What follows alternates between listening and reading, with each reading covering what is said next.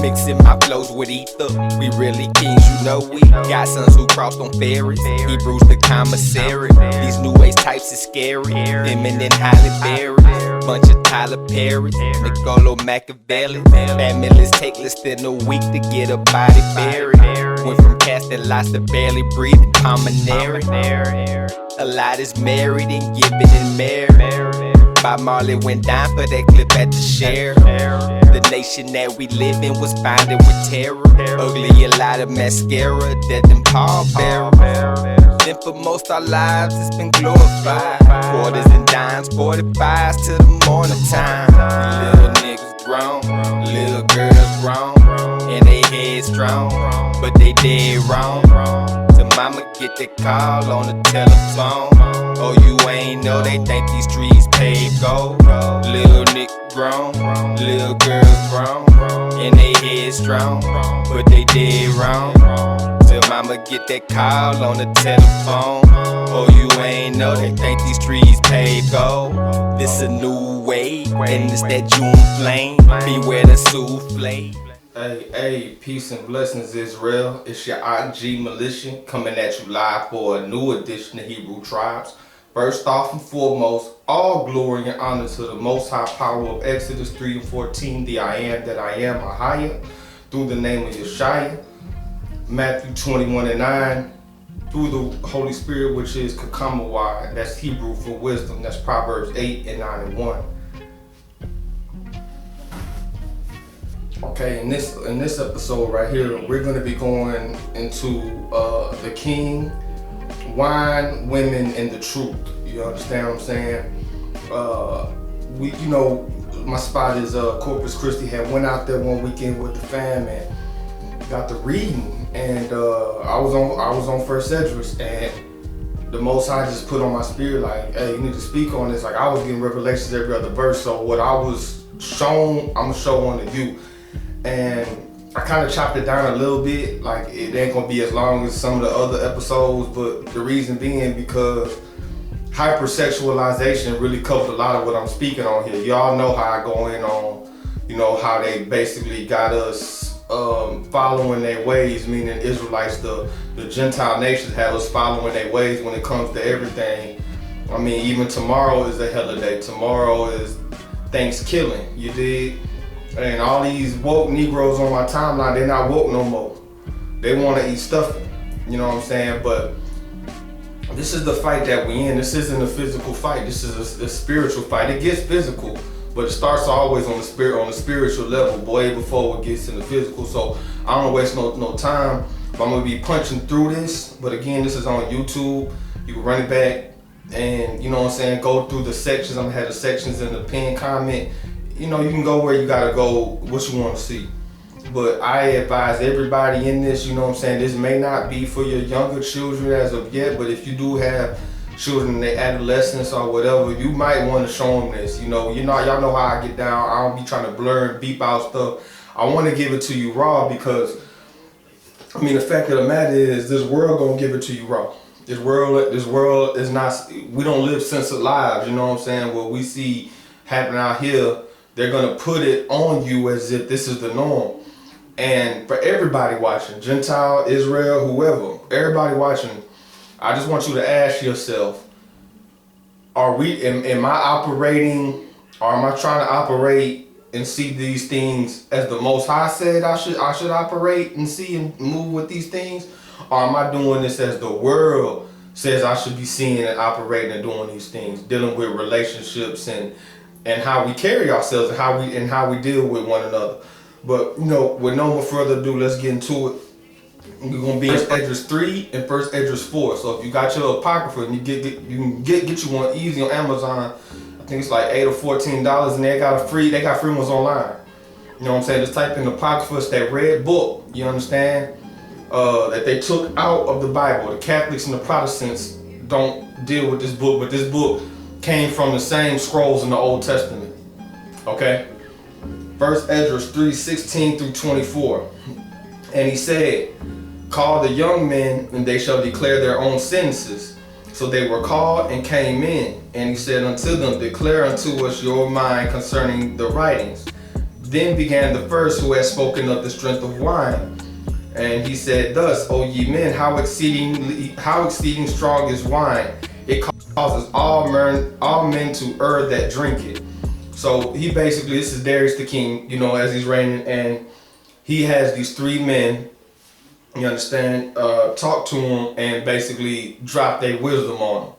And each man spoke about a different thing. That's why you got the title and you see the banner up here, you know what I'm saying? One spoke about kings, one spoke about women, and one spoke about wine. Now maybe we're doing it backwards, but we're gonna start with the wine first. So we're gonna connect all this to prophecy, okay? This ain't gonna be all about the ancient, like maybe the last video was. We're gonna connect the prophecy of what was spoken here.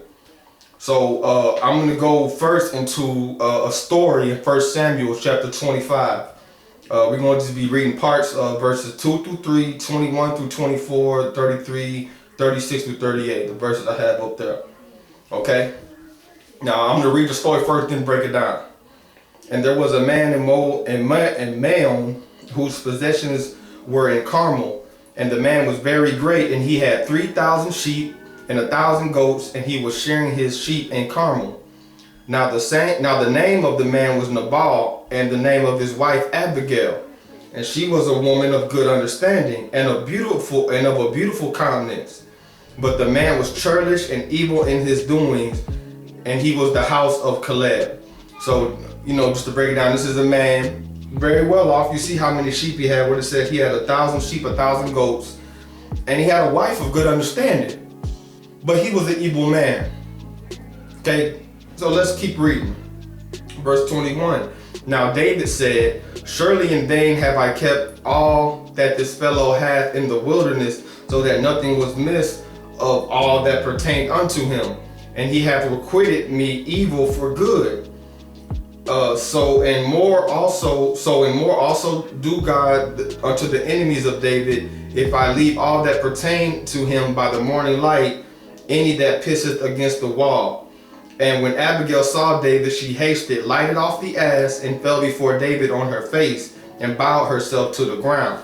Now, some of y'all might be asking, whoa, man, you skipped a lot of verses. Really, what happened? I advise y'all to read the whole chapter, 1 Samuel 25. David actually sent out for the brother. David had helped the brother out, you know, dealing with his shearers, because he had all those sheep and everything, and he didn't ask him for anything. And you know how it is, you know, you gotta pay taxes and you know, pay back good when people do you good, you know, for their good. And you know, David basically reached out to the brother like, hey, you got all these things, you know, I haven't took nothing from you. Is there anything that you can, you know, give unto the king, you know, for a pause for the cause, basically. And the dude basically, like, he basically told his servant, David sent his servants, he basically told his servant, like, who is David? Like, I ain't got nothing to do with that. So he basically just played David to the side. So that's why David is angry here. Like, I'm gonna knock off anybody that pisses against the wall, because back then they kill your male line to the end of your line, right? So I'm gonna keep reading. So when his wife seen him, his wife knew, like, oh, my husband tripping. So you know what I'm saying? So she sent some gifts and some things, and she had her servants get him, because again, the dude was well off. And they went before, and they met David in the road. And when she seen him, she lighted off the ass or the horse or the donkey, and fell on her face. Okay, and this is what she said. Okay, and bowed herself to the ground and fell at his feet and said, upon me, my Lord, upon me let this iniquity be, and let thine handmaid, I pray thee, speak in thine audience, and hear the words of thine handmaid. And blessed be thy advice, and blessed be thou, which has kept me this day from coming to shed blood, from avenging myself with mine own hand. And Abigail came to Nabal, and behold, he held a feast in his house. So she came, you know, she brought David, you know, some, again, read the passage, but you know, she brought David, you know, the gifts and some wine. She brought him some goods, you dig, and basically said, don't, you know, I know you coming from my husband. I know what type of man you are. I know that what he did was wrong. Instead of punishing him, punish me. Punish me. I'd rather have that fall on my head. And David, because of the wise woman, forgave that brother.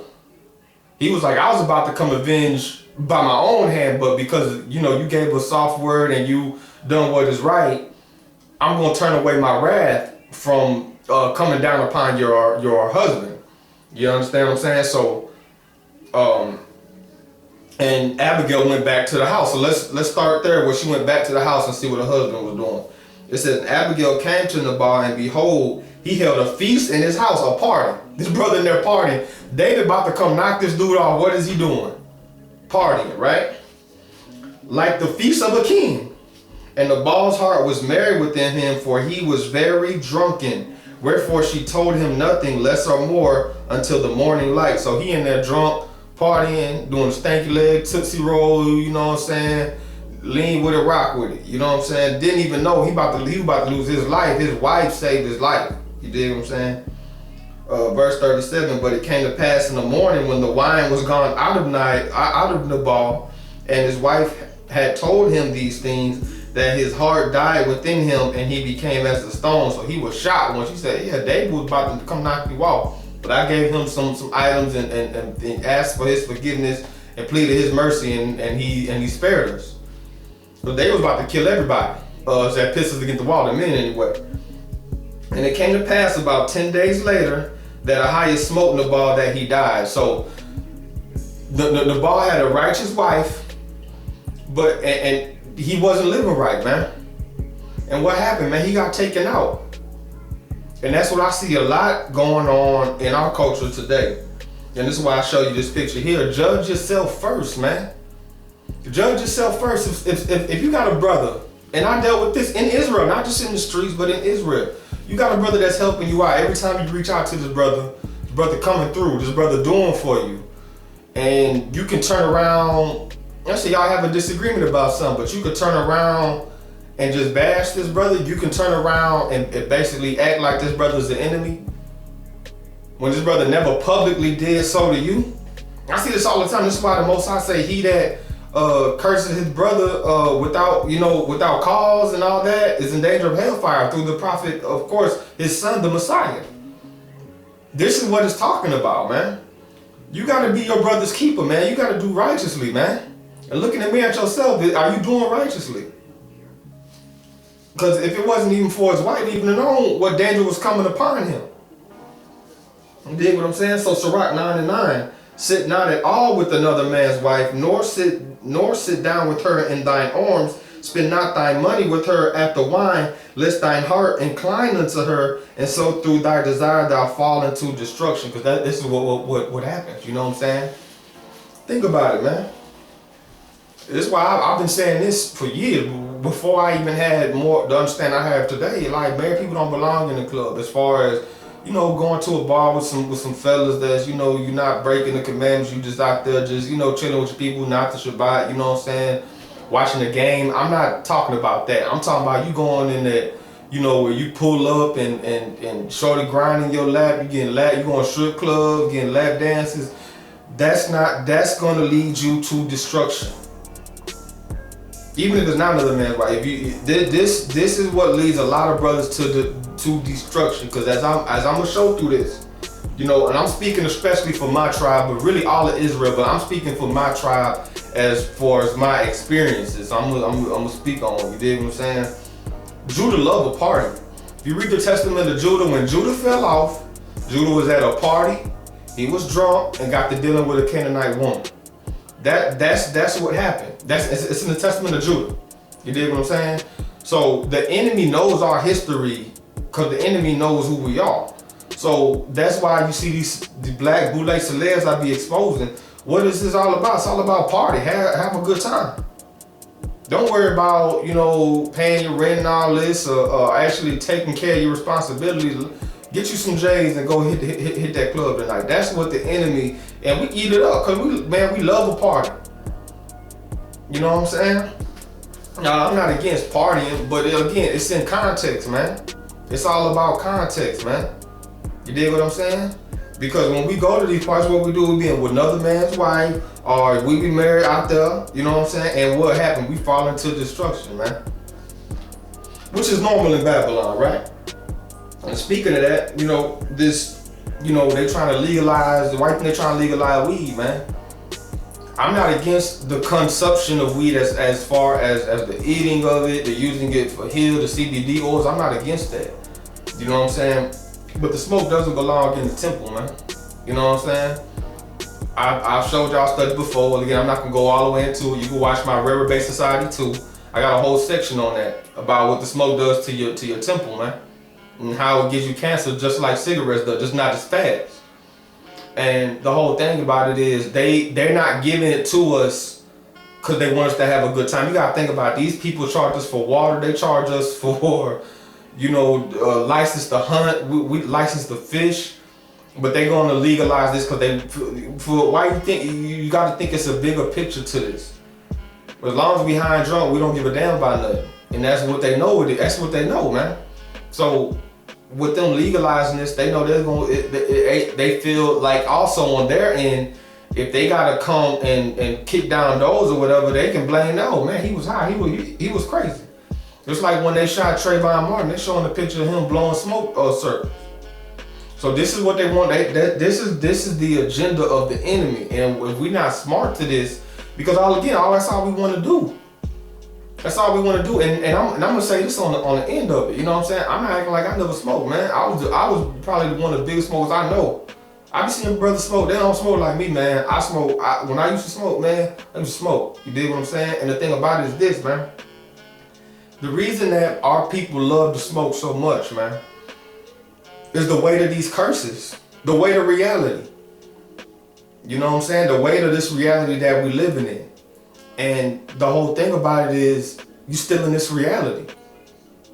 You can't run from, that's just a temporary fix for your problems. You got a 30-minute, hour high, and you right back to the same reality, the same hood you living in, same being drama you had before you smoke. It's not helping your situation, man.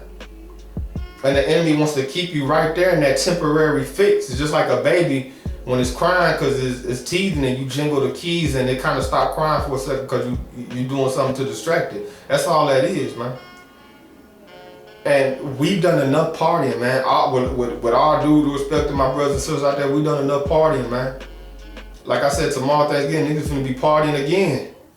Celebrating the oppressor's day, man. We are drunk off of Babylon's wine as a people, man.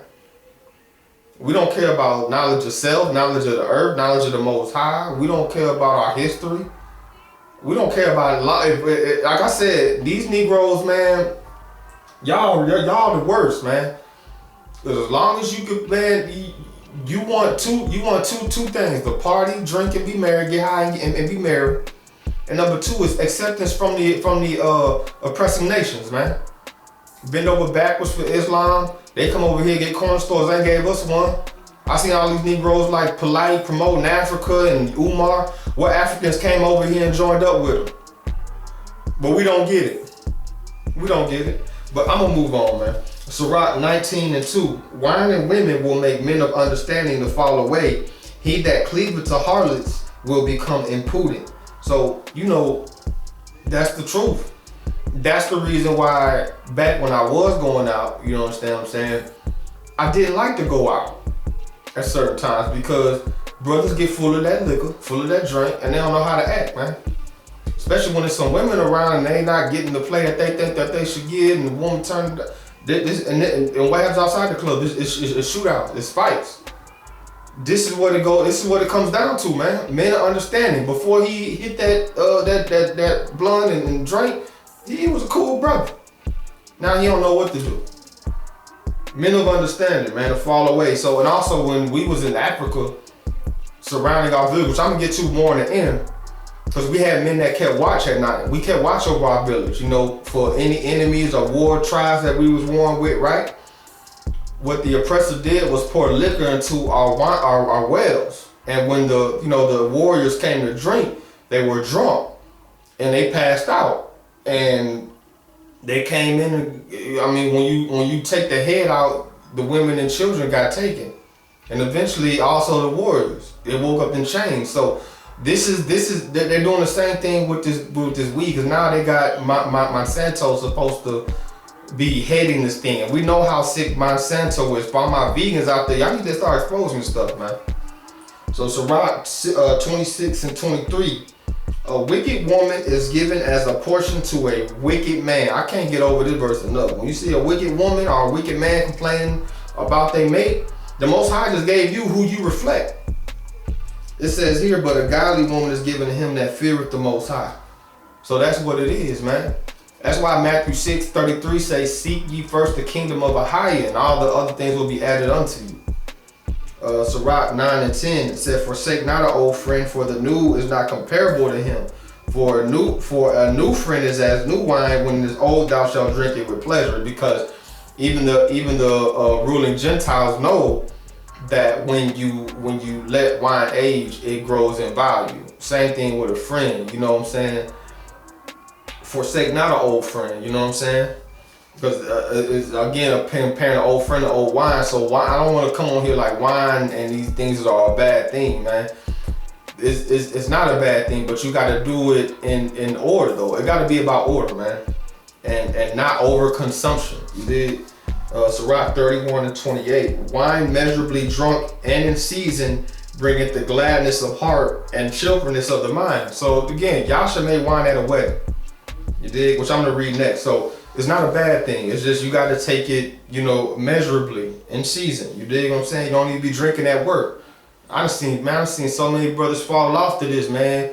Booze and drugs, man. I've seen so many. And the thing about it is, these ain't dumb brothers. These wasn't foolish brothers. You know, these are brothers that had a great mindset, great minds.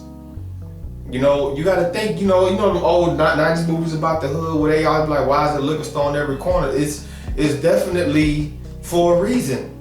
Because when you go to the white side of town, you don't see that. It's for a reason, man. So let's get it.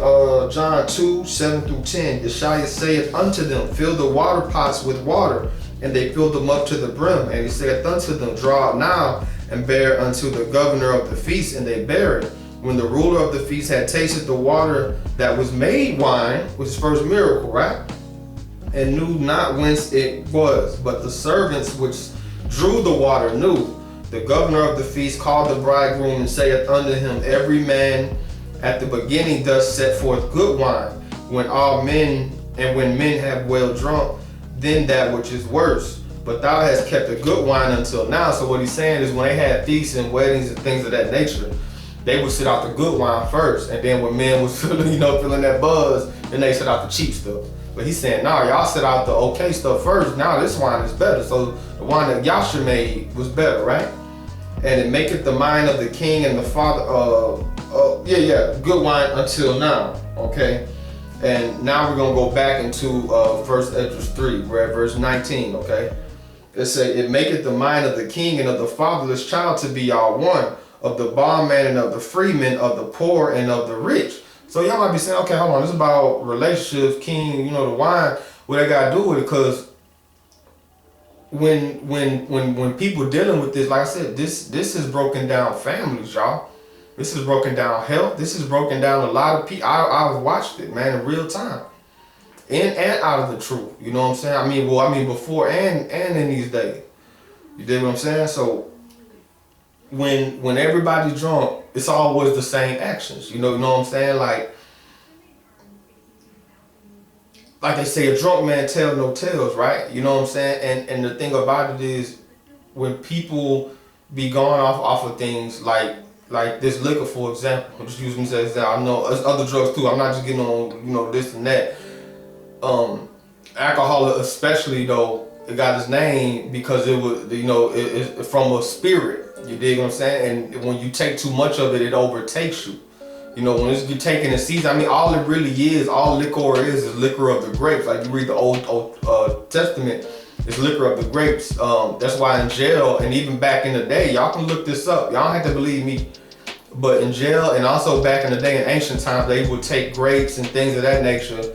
They would squeeze it out, squeeze out the juice, and just let it, and then boom, just throw it in there and let it sit. And if you just let that stuff sit for a while, eventually it turns into like wine and liquor, and those depending on how you know what I'm saying, let it sit, or different things that people would do in those times. Like I said, they do this until this day in jailhouses. they do these searches where prisoners would get the fruit, squeeze out the juice, and let it sit in that pulp. And after a while, you know, it would turn into wine and get brothers drunk or whatever, or liquor of the grapes. And I remember I first heard it, my old man, you know, being from the country, his neighbor had a cherry tree. And he told me one day, you know, he climbed the fence, climbed and ate the neighbor's cherries or whatnot.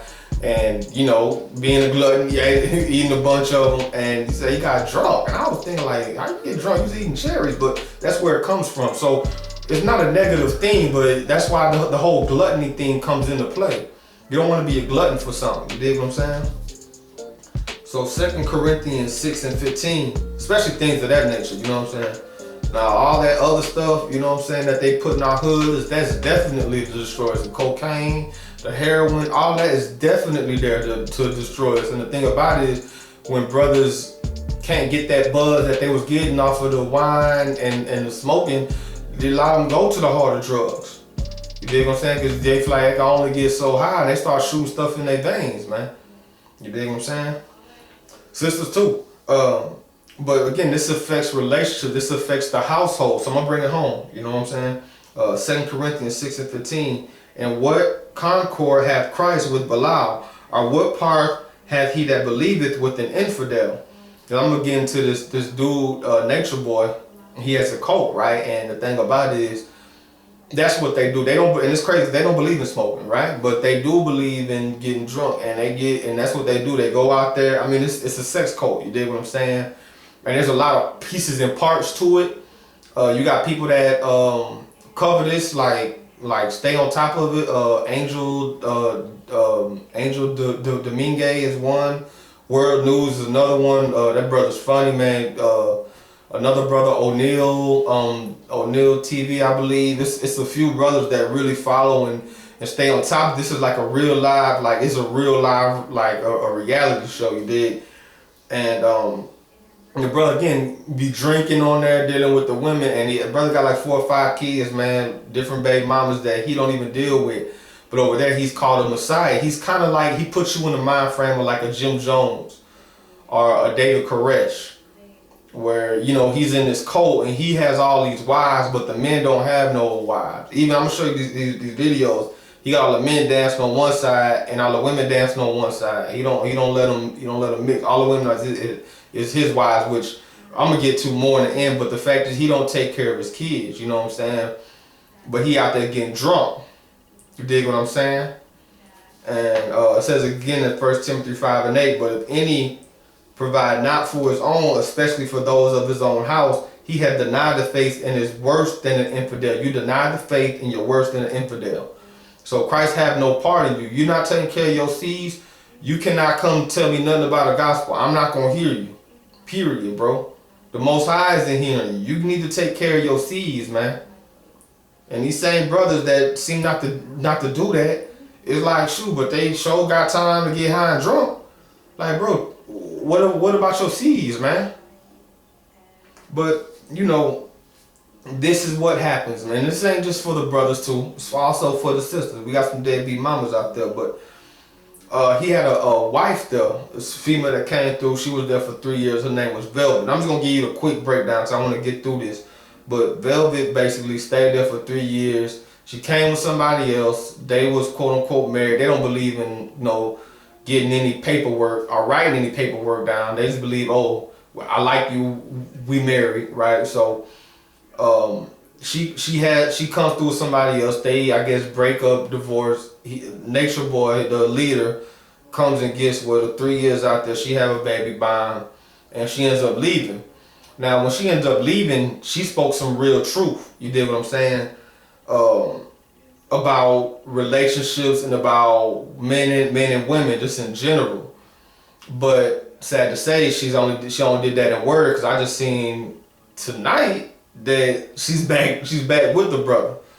And this brother, I'm just gonna show you the clips, because me talking about it ain't gonna do, you know, here nor there. You know, a lot of people don't even really know about this cult, but when I did post this cult on my Facebook page, it shut me down for a week.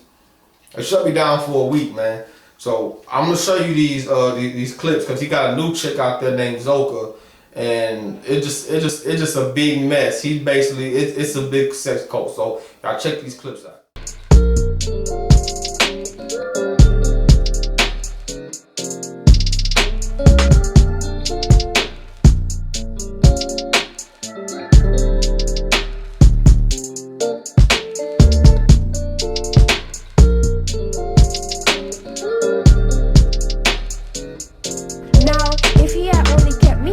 And didn't include the other women that was coming there to have sex with him, whether they like to think that they was or not, or whether they came for the knowledge or not, just like me. And I'm not playing with this thing on the wall. Do you think that those women would have felt loved by Nature Boy? You know, many of times he pulled me to the side in the bathroom or just on the side and say, baby, all I want is you. I don't want none of those other women. I just want something to fuck on some of the time. And can you please let me do that? Can you please let me be a man? What do you mean, be a man? Let me tell you something about men. Because I done dealt with them motherfuckers. And I'm not calling every man a motherfucker, because you have gentlemen out there. Shit, I have one in my life, and I'm very happy, and I'm very blessed. I am honored, and I can't wait until the day. Because after all that bullshit I drug myself through, the Lord knows, the Most High knows that I deserve much more than that, honey. Much more than that. I know no more suffering. I know no more pain. So now that I've left Carbonation, oh, you don't see none of his so-called wives up on his page anymore. You don't see none of the pictures, none of the queens. What do you think is happening? Like, come on. I just want you to see the picture. I just want you to see it. Like, come on. Like, why do you think I clicked out so many times? Why do you think I punched him in the face? That's not. Let's do that for this baby, man. Let's get into it. Cause you a dude like me, but she gonna try to say, oh, he trying to put his hands on. She stretched my shirt out. You can see my shirt like right there. I'm too smart. I'm trying to leave and you. No, you ain't trying to leave nowhere. You wilding out trying to punch you. No, I'm not trying to. You ain't trying to swing on. I'm trying to leave and you're pushing me back in the house. She trying to leave. I'm trying to leave, and you keep pushing me back in the house. Let's see what his response is to this. The door with the baby. I'm not going nowhere with my child. You're not going anywhere with my baby. No. You're not going anywhere with my baby. That's his defense. You need more than that, man. You can't keep this girl from leaving any place. You can't keep, she's an adult. You can't keep her from leaving any place, man. Like I said, man, you're trying to vilify this girl and you're incriminating yourself. She trying to get out the door so she can run up the fucking block with the baby in the middle of the night. And I'm trying to keep my daughter safe at this point because I know her episodes. And she'll do whatever when she get upset, bro. With the baby in her hand. So that's him basically confirming everything that everybody with sense already knows, which is that Velvet has quote-unquote episodes and that she'll do anything. Leave me alone. You the one came over that talking to me. You don't want to let me out. I'm not letting you out. You don't want to let me out. You don't want to let me out, and he says, I'm not letting you out. And he really put this video out thinking that this was going to help him. No, it's just corroborating what everybody already knows about y'all. Just put the baby down. Just go for a walk. I don't need to go for a walk. Go for a walk. Put the baby down. What is, yo, stop playing, bro. Bro, what is you doing? Move. The baby. Man, that baby crying like that, man. If you a parent, that baby crying like that hurts you to hear that.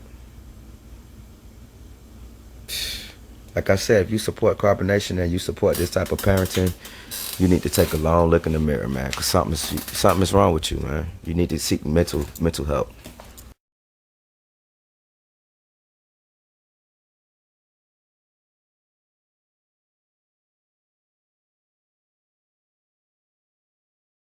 I knew it. See, look at here. I knew what it was from day one. I knew what it was from day one. Now look at this shit right here. Now this is why I had to come back up in the building.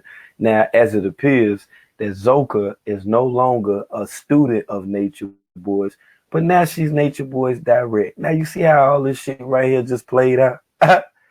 You see how all of this right here played out. You know, 1 minute she's supposed to have been coming over there for Sassy Solar. Yeah, she's supposed to have been Sassy Solar's girl, but now she hugged up with Nature Boy out of all damn people. Do you see this shit right here? This the shit that I'm talking about, man. Every day, man. Every day, man, it's another twist with this shit, man. This nigga want all the damn women, yo. He want all of them. Look how he got out there laughing and stuff, playing or whatever. Hey, yo, it had already been said that he wanted them young anyway, so he could manipulate the shit out of them any damn way. That's what all of that shit right there is about. Look at her. Now this old nappy face ass. Look at this shit. This nappy face ass nigga. Now he with her and shit. Now he with this young ass girl. His old ass. Yeah, his old ass. Now he with her and shit. You see what I'm saying, man? This is crazy as hell, man. This is beyond crazy. Now he doing that same shit like I told y'all, like he was doing with Yaya, like he was doing with Velvet, and like he was doing with every other damn woman taking them damn pictures. He did that same thing with Mama Dia taking them pictures. Then he talking about this photo shot right here. This photo shoot is called Beautiful Reflection. Beautiful Reflection now. But as the days of Noah were, so shall also the coming of the Son of Man be. For as in the days that were before the flood, they were eating and drinking, marrying and giving in marriage, until the day that Noah entered the ark, and knew not until the flood came and took them all away. So shall also the coming of the Son of Man be.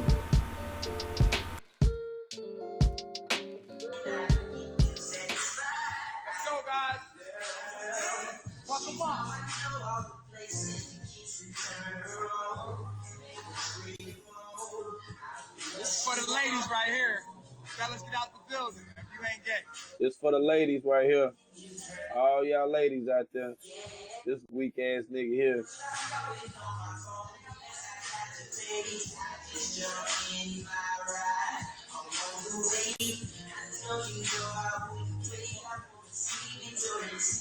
Damn, ladies, y'all turned on yet? No, y'all turned on now. This old milk chocolate, milk dud ass Frankenstein reject gargoyle face looking nigga here.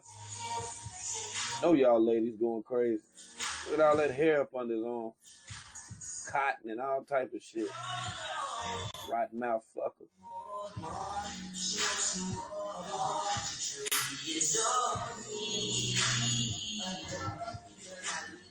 Nigga look like he mate with roaches. He'll fuck the shit out of roach. Look at him. Look at him. Oh, good. Rhythmless ass. Straight out the motherfucking Boy Scout troop. Nigga went, that nigga hit one blunt and lost his mind.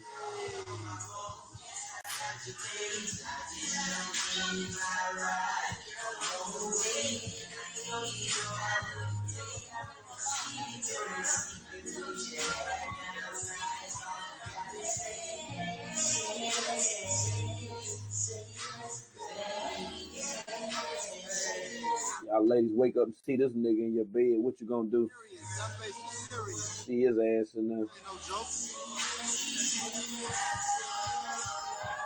Nigga 95 pounds soaking wet. 80, they got an 85-pound motherfucking head.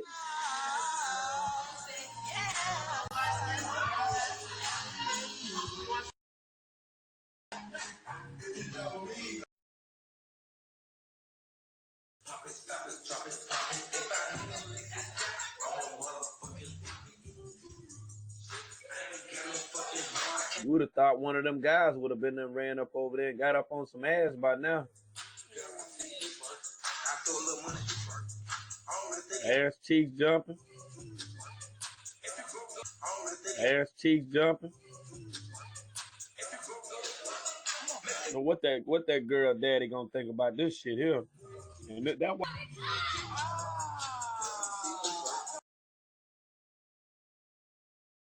club foot, classic club foot. Look, classic club foot.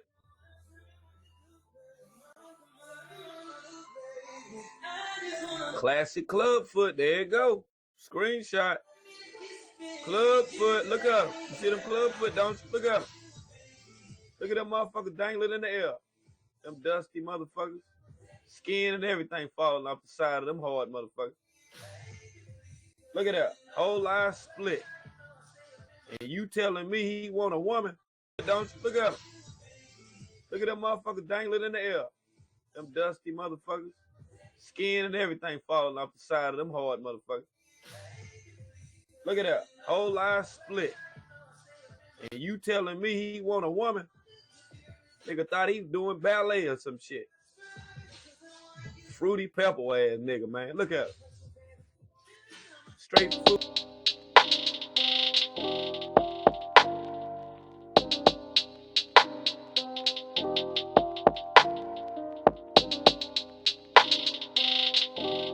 This ain't Ahmad Rashad on Inside Stuff.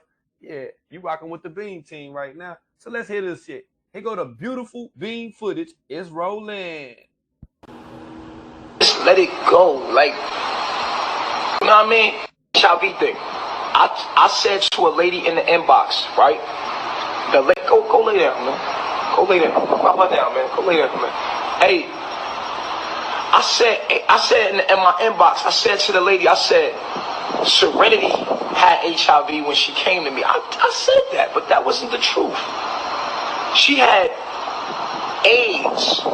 Now, it's an immune deficiency disease, but it's not AIDS, the AIDS we thinking of with your shit.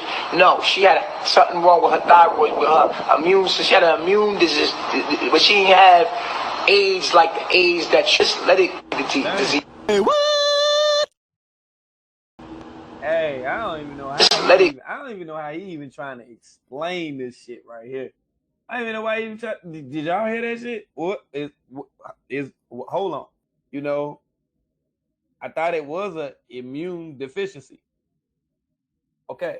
So with that being said, what he's saying is that, you know, she didn't have the type of AIDS that we know that's AIDS. She has the type of AIDS that only had to do with one other particular thing. That's what he's saying. Now, if that does make sense, I might be slow as fuck. I might need to do some research, you know, on all of this, because undoubtedly, I don't know what the fuck I'm talking about.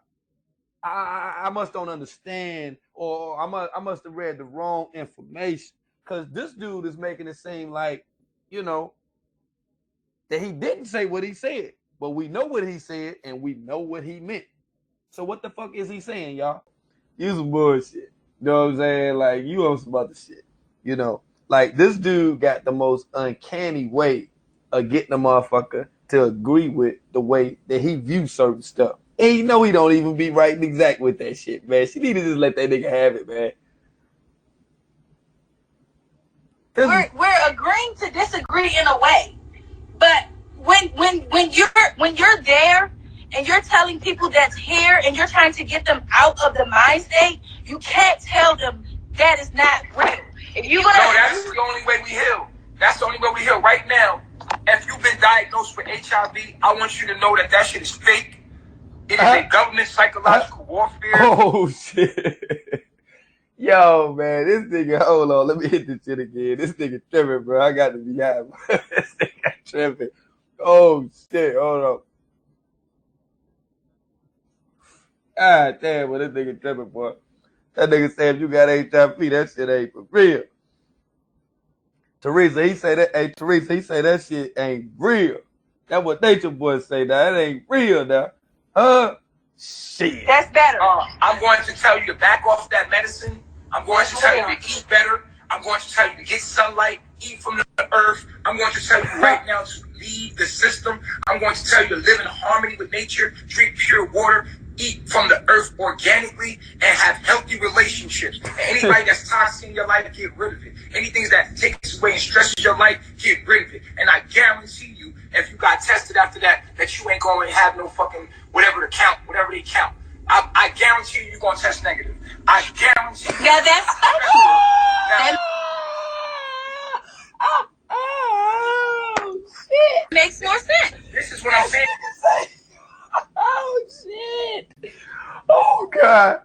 nigga going crazy, bro. You ain't gonna have no fucking whatever to count. Oh shit, hold on, I gotta hear this shit.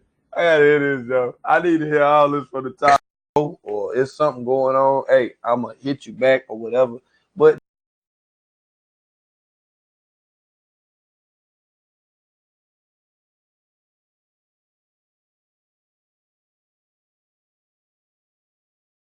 yeah, you throwing my whole shit off.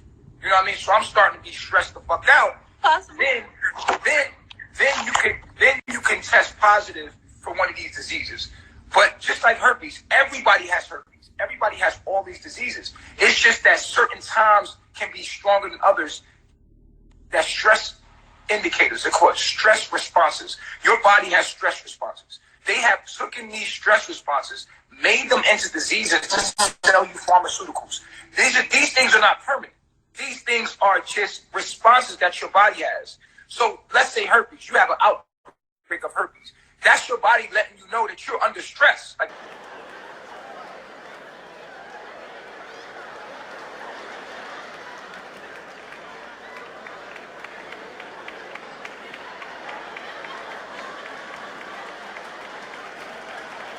now you already know Zoka just got over there. Now look at her face. Look at her face now. You see this shit? See what I'm saying? Right. Fat. See, I'm guessing this might be from them downloads. Look at her face. Why is her face broke out like that? She just got over there. Why is her shit all broke the fuck out like that right there? She ain't come over there with her face broke the fuck out like that right there. Now think about it, y'all.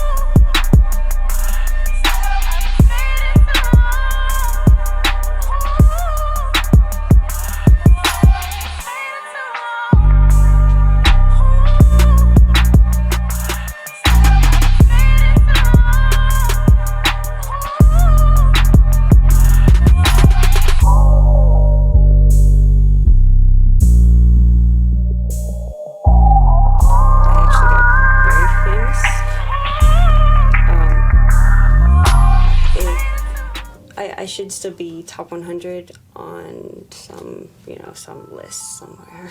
Really? Yeah. I used to be so hot.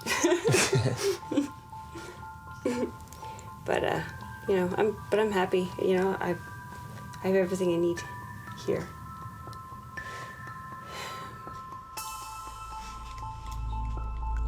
What's the difference between under the ground and above the ground, where the strip is and all the casinos and the hotels? People are more accepting here. Under the ground? Yeah. Do you think you can ever get out of here? Yes, but why? Do you like it here? I do. You do like it? I do. Like, sure, there's no water, and... What do you like about it?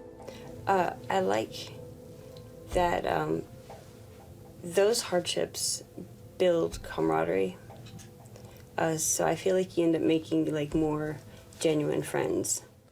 I've been out here for years, and I've seen it all. It's This state is ugly to me, but I don't. I got a lot of love in my heart for a lot of people, but that's about all I got.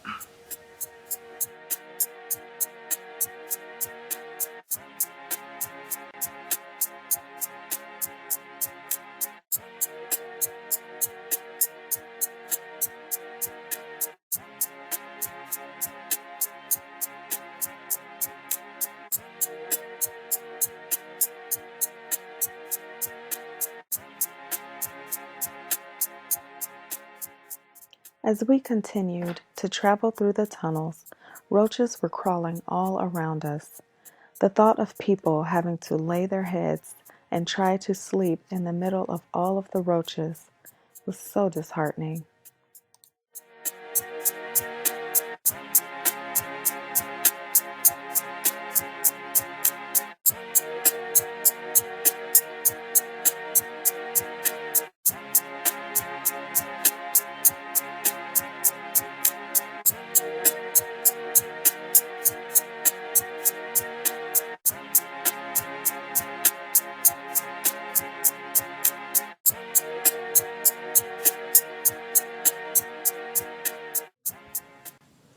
They burn up their camps. The very first thing I learned about the tunnels, if someone does not want you there, they will burn all of your belongings. It's called an eviction.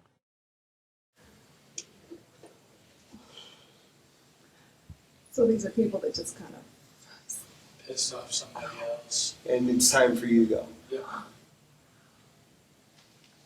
So that's, and I mean, that's kind of like law of the land in all the tunnels. You're asking that through.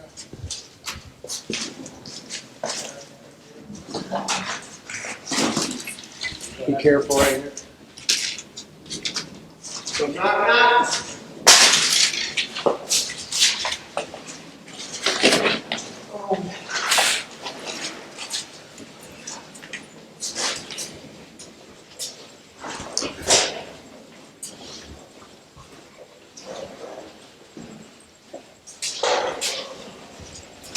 There is the other one, you know who it was, the other one, right? Dan. Yeah. So these are the ones I would call. So yeah, I lived in a tunnel that was about 6 feet tall, about, I don't know, 8 or 9 feet wide. And I was deep in the middle of the tunnel and it started raining, and it was one of my first experiences in the flood. I really didn't know what to expect. I didn't know how quickly it filled up. I really wasn't aware of the environment at that point in time. And so I started gathering as much stuff as I could. Of course, the essentials, my backpack, my drugs and batteries and peanut butter. And the next thing you know, I'm ankle deep in water, and I start to realize, I need to get out of here. And I still couldn't really wrap my head around the immediate sense of urgency that was there, and so I keep kind of trying to collect what I thought was important at the time. And by the time the water was above, my feet, and just maybe a couple inches below my knee, I really didn't have any other choice. So I sat down on my bed, and I thought that the way that my bed was designed, I would be able to just sit on the bed and wait for the water to pass, and that's not how it worked out. The water picked up the bed and sent me out the tunnel, and I kind of rode the bed for, I would have to say, about a mile underground until it released into the flood bank. But lucky for me, it's for 2 different tunnels, and the water spread, so it thins out. And as soon as I got out and it thinned out, I was able to get off and climb up out of the tunnel. But that's one of a few experiences. You would think I learned from that situation, and I didn't. I actually spent time trying to gather things in the middle of other floods, and I've been trapped out there several different times. One time I chose to run against the water because... So you see, even with that ex-porn star, Jenny, right? You did. They basically sell the women think that they're selling the men. You know what I'm saying? You can have all of this. They treat being a stripper as glamorous. It's a glamorous thing in this society. It's an abomination though, man. And the thing about it, brothers would not want their wife or their daughter or their mama doing this type of activity, but it's what they promote. what you promoted, like again, a wicked woman's given to a wicked man. You dig what I'm saying? Verse 20, we in 1 Ezra chapter 3. It turneth also every thought into jollity and mirth, so that a man remembereth neither sorrow nor death. You dig? And it maketh every heart rich, so that a man remembereth neither king nor governor, and it maketh to speak all things by talents. And when they are in their cups, they forget their love both to friends and brethren, and a little after draw out swords. So yeah, he's speaking some truth here. Like I talked about the club, the shootings and all that. You find out two things usually. Number one, the Negro was drunk. Number two, it was behind a female. Somewhere down the line. I guarantee it.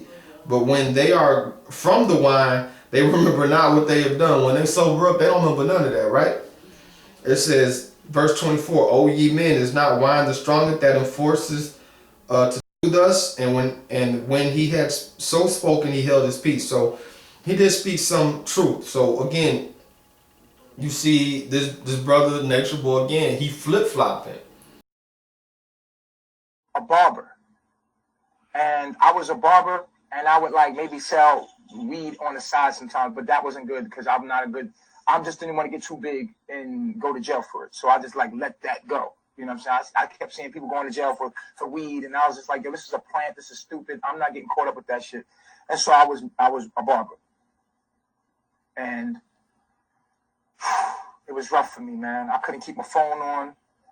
I couldn't keep, I was just like, I was fucked up. I was working in warehouses, 12-hour shifts. I was fucked up, man. But I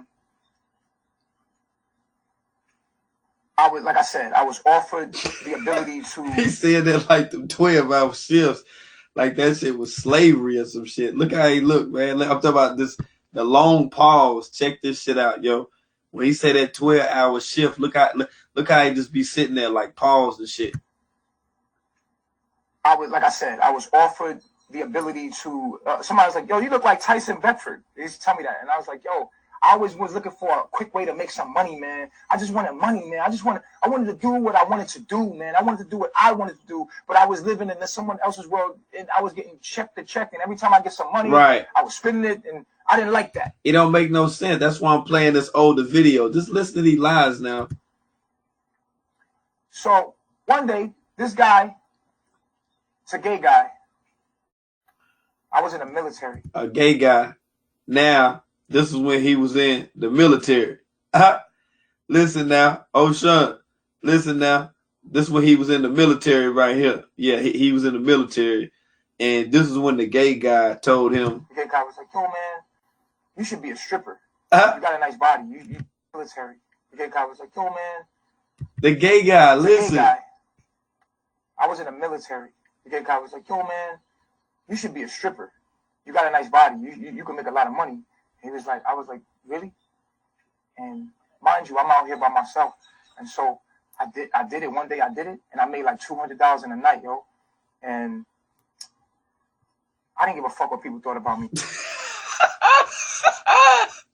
Man, I didn't give a fuck what people thought I was gay or straight. Nigga, I was fucked up by myself, nigga. You think about that 200. So in my them 2 yards, he ain't care what he had to do. He ain't care if he had to bust it butt naked on a handstand. He was gonna do it for that 200. The way I made him a decision to like, yo, fuck the world. I don't give a fuck. This is when I stopped giving a fuck about what the world thought about me. Right. This is when he stopped caring. That's when he started letting, white men put their finger in his butt and stuff. You know what I'm saying? This was the transition right here. Because nobody was paying my bills. I'm tired of being fucked up. I'm tired of. He tired of that. He was tired of working 12-hour shifts, so he just, wanted to deal with that. That was the easier way. You feel me? Living check to check. Right. Check to check. Staying with people. Staying with this girl. She kicking me out, and I just thought it provided a way for me to make money. I got with a group of guys that were strippers, and with a group of guys. He got with a group of guys that were strippers. You hear this shit, right? He got with a group of guys that were strippers. A group of guys now that was fucking strippers. Became an exotic entertainer, but that was never me. That was never me. I was just doing it. I have a nice body, have a nice sized penis. I'm tall, dark, handsome, and I made money from my looks. And I capitalized off of it. In my mind, I was tired of being fucking broke. I'm tired of asking people for money. I'm tired of fucking living check by check and not having no fucking money. 50% was taken out of my blueprint. Just living in the hood low, man. I'm from the hood, man. Smoking cigarettes, Lucy's, like just being that nigga. And I just wanted more out of my life, man. I wanted to become more, bro. So yes, man. Yes, I was an exotic entertainer, entertaining men. That's who I was in the mind frame that I was in, because at the time I was thinking, get money. Get money. That's all it was, guys. So he went from, being at that point, which was a low point in his life, to being where he was in the military. Hold up, let me back it back. He was in the military before he owned the barbershop. So he went to prison for 5 years. Then he was in the military. Then he had the barbershop. So this is the chronological order that he's given us, which makes no sense whatsoever with the timestamp. None of this adds up right here. None of it. Perspective. So that being said, let's jump right in it. Now here is a video of Nature Boy that I'm finna show y'all. We're gonna all watch it together. Of Nature Boy admitting that he was a homosexual and that was him in that gay porno. Now that I exposed on my other channel. Now that being said, here we go. Let's watch it. Bam. In that video, that was me, bro. The homosexual video. Like the video with the white dude. That was me, bro. Like, I'm gonna just tell you right now, it was me. It was a whole kid in the room.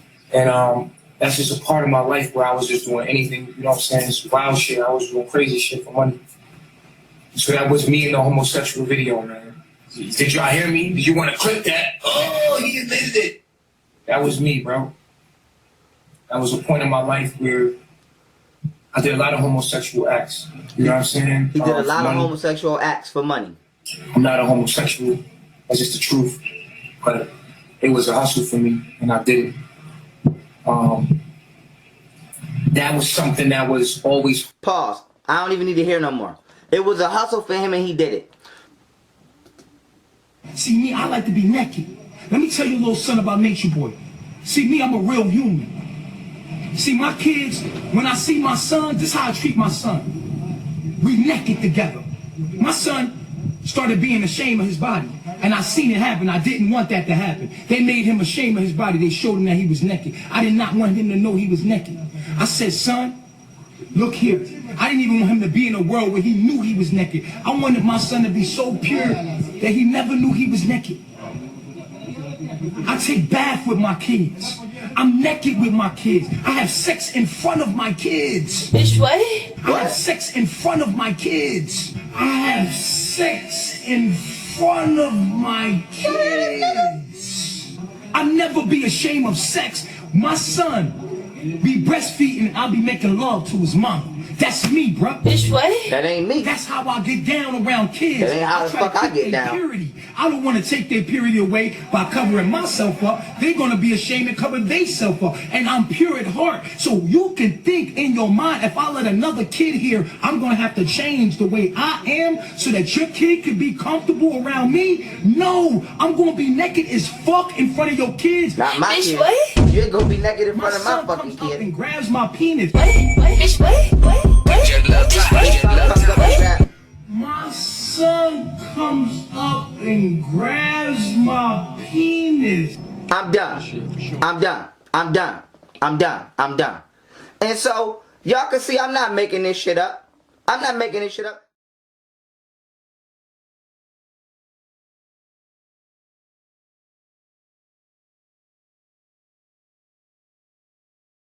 I had sex with his mom. I'm making love to his mother. After I'm done, I'm laying there chilling. He grabbed my penis. And he's playing with my penis. I let that happen. Bitch, what? Oh, hell nah. Cut it off. You know what I'm saying? This is also not just the wine as far as drinking and this and that and these drugs I'm speaking on, but I'm talking about the wine of Babylon, man. The wine of Babylon. This is our people, man. Our people's in a bad spot, man. Our people's in a bad spot. Because we have literally taken the spiritual wine of Babylon Because we're taking that wine, we taking on the Christianity, we taking on Islam, we taking on Moorish and Kemet and all these different different things. And this is what the Most High, that's why the Most High say, come up out of her, my people. Because we have no foundation, man. But we sure like to party and get messed up. Do you see where I'm going with this? It's all connected. So y'all check it out, man. All right, section 2. We're going to continue in this. Now we in First Esdras chapter 4. We're going to be reading verse 1 through 14. Okay? And then second, okay, so this is the second brother that spoke. Remember, it was 3 of them. So we just got through the first one, spoke on what? Wine. So the second one speaks on kings. Let's get to it. Then the second that had spoken of the strength of the king began to say, O ye men, do not men excel in strength that bear rule over sea and land and all the things in them? But yet the king is more mighty, for he is Lord of all these things and have dominion over them. And whatsoever he commandeth they do. If he bid them make war one against the other, they do it. If he send them out against the enemies, they go and break down mountains, walls, and towers. So the king has the supreme authority in the land. I mean, even the president today is called what? The commander-in-chief. He's over the what? The army. If he says go over there and shoot them people over in Korea, what they're going to do it. Or have to resign. You know what I'm saying? And most of them is going to do it. Let's be real.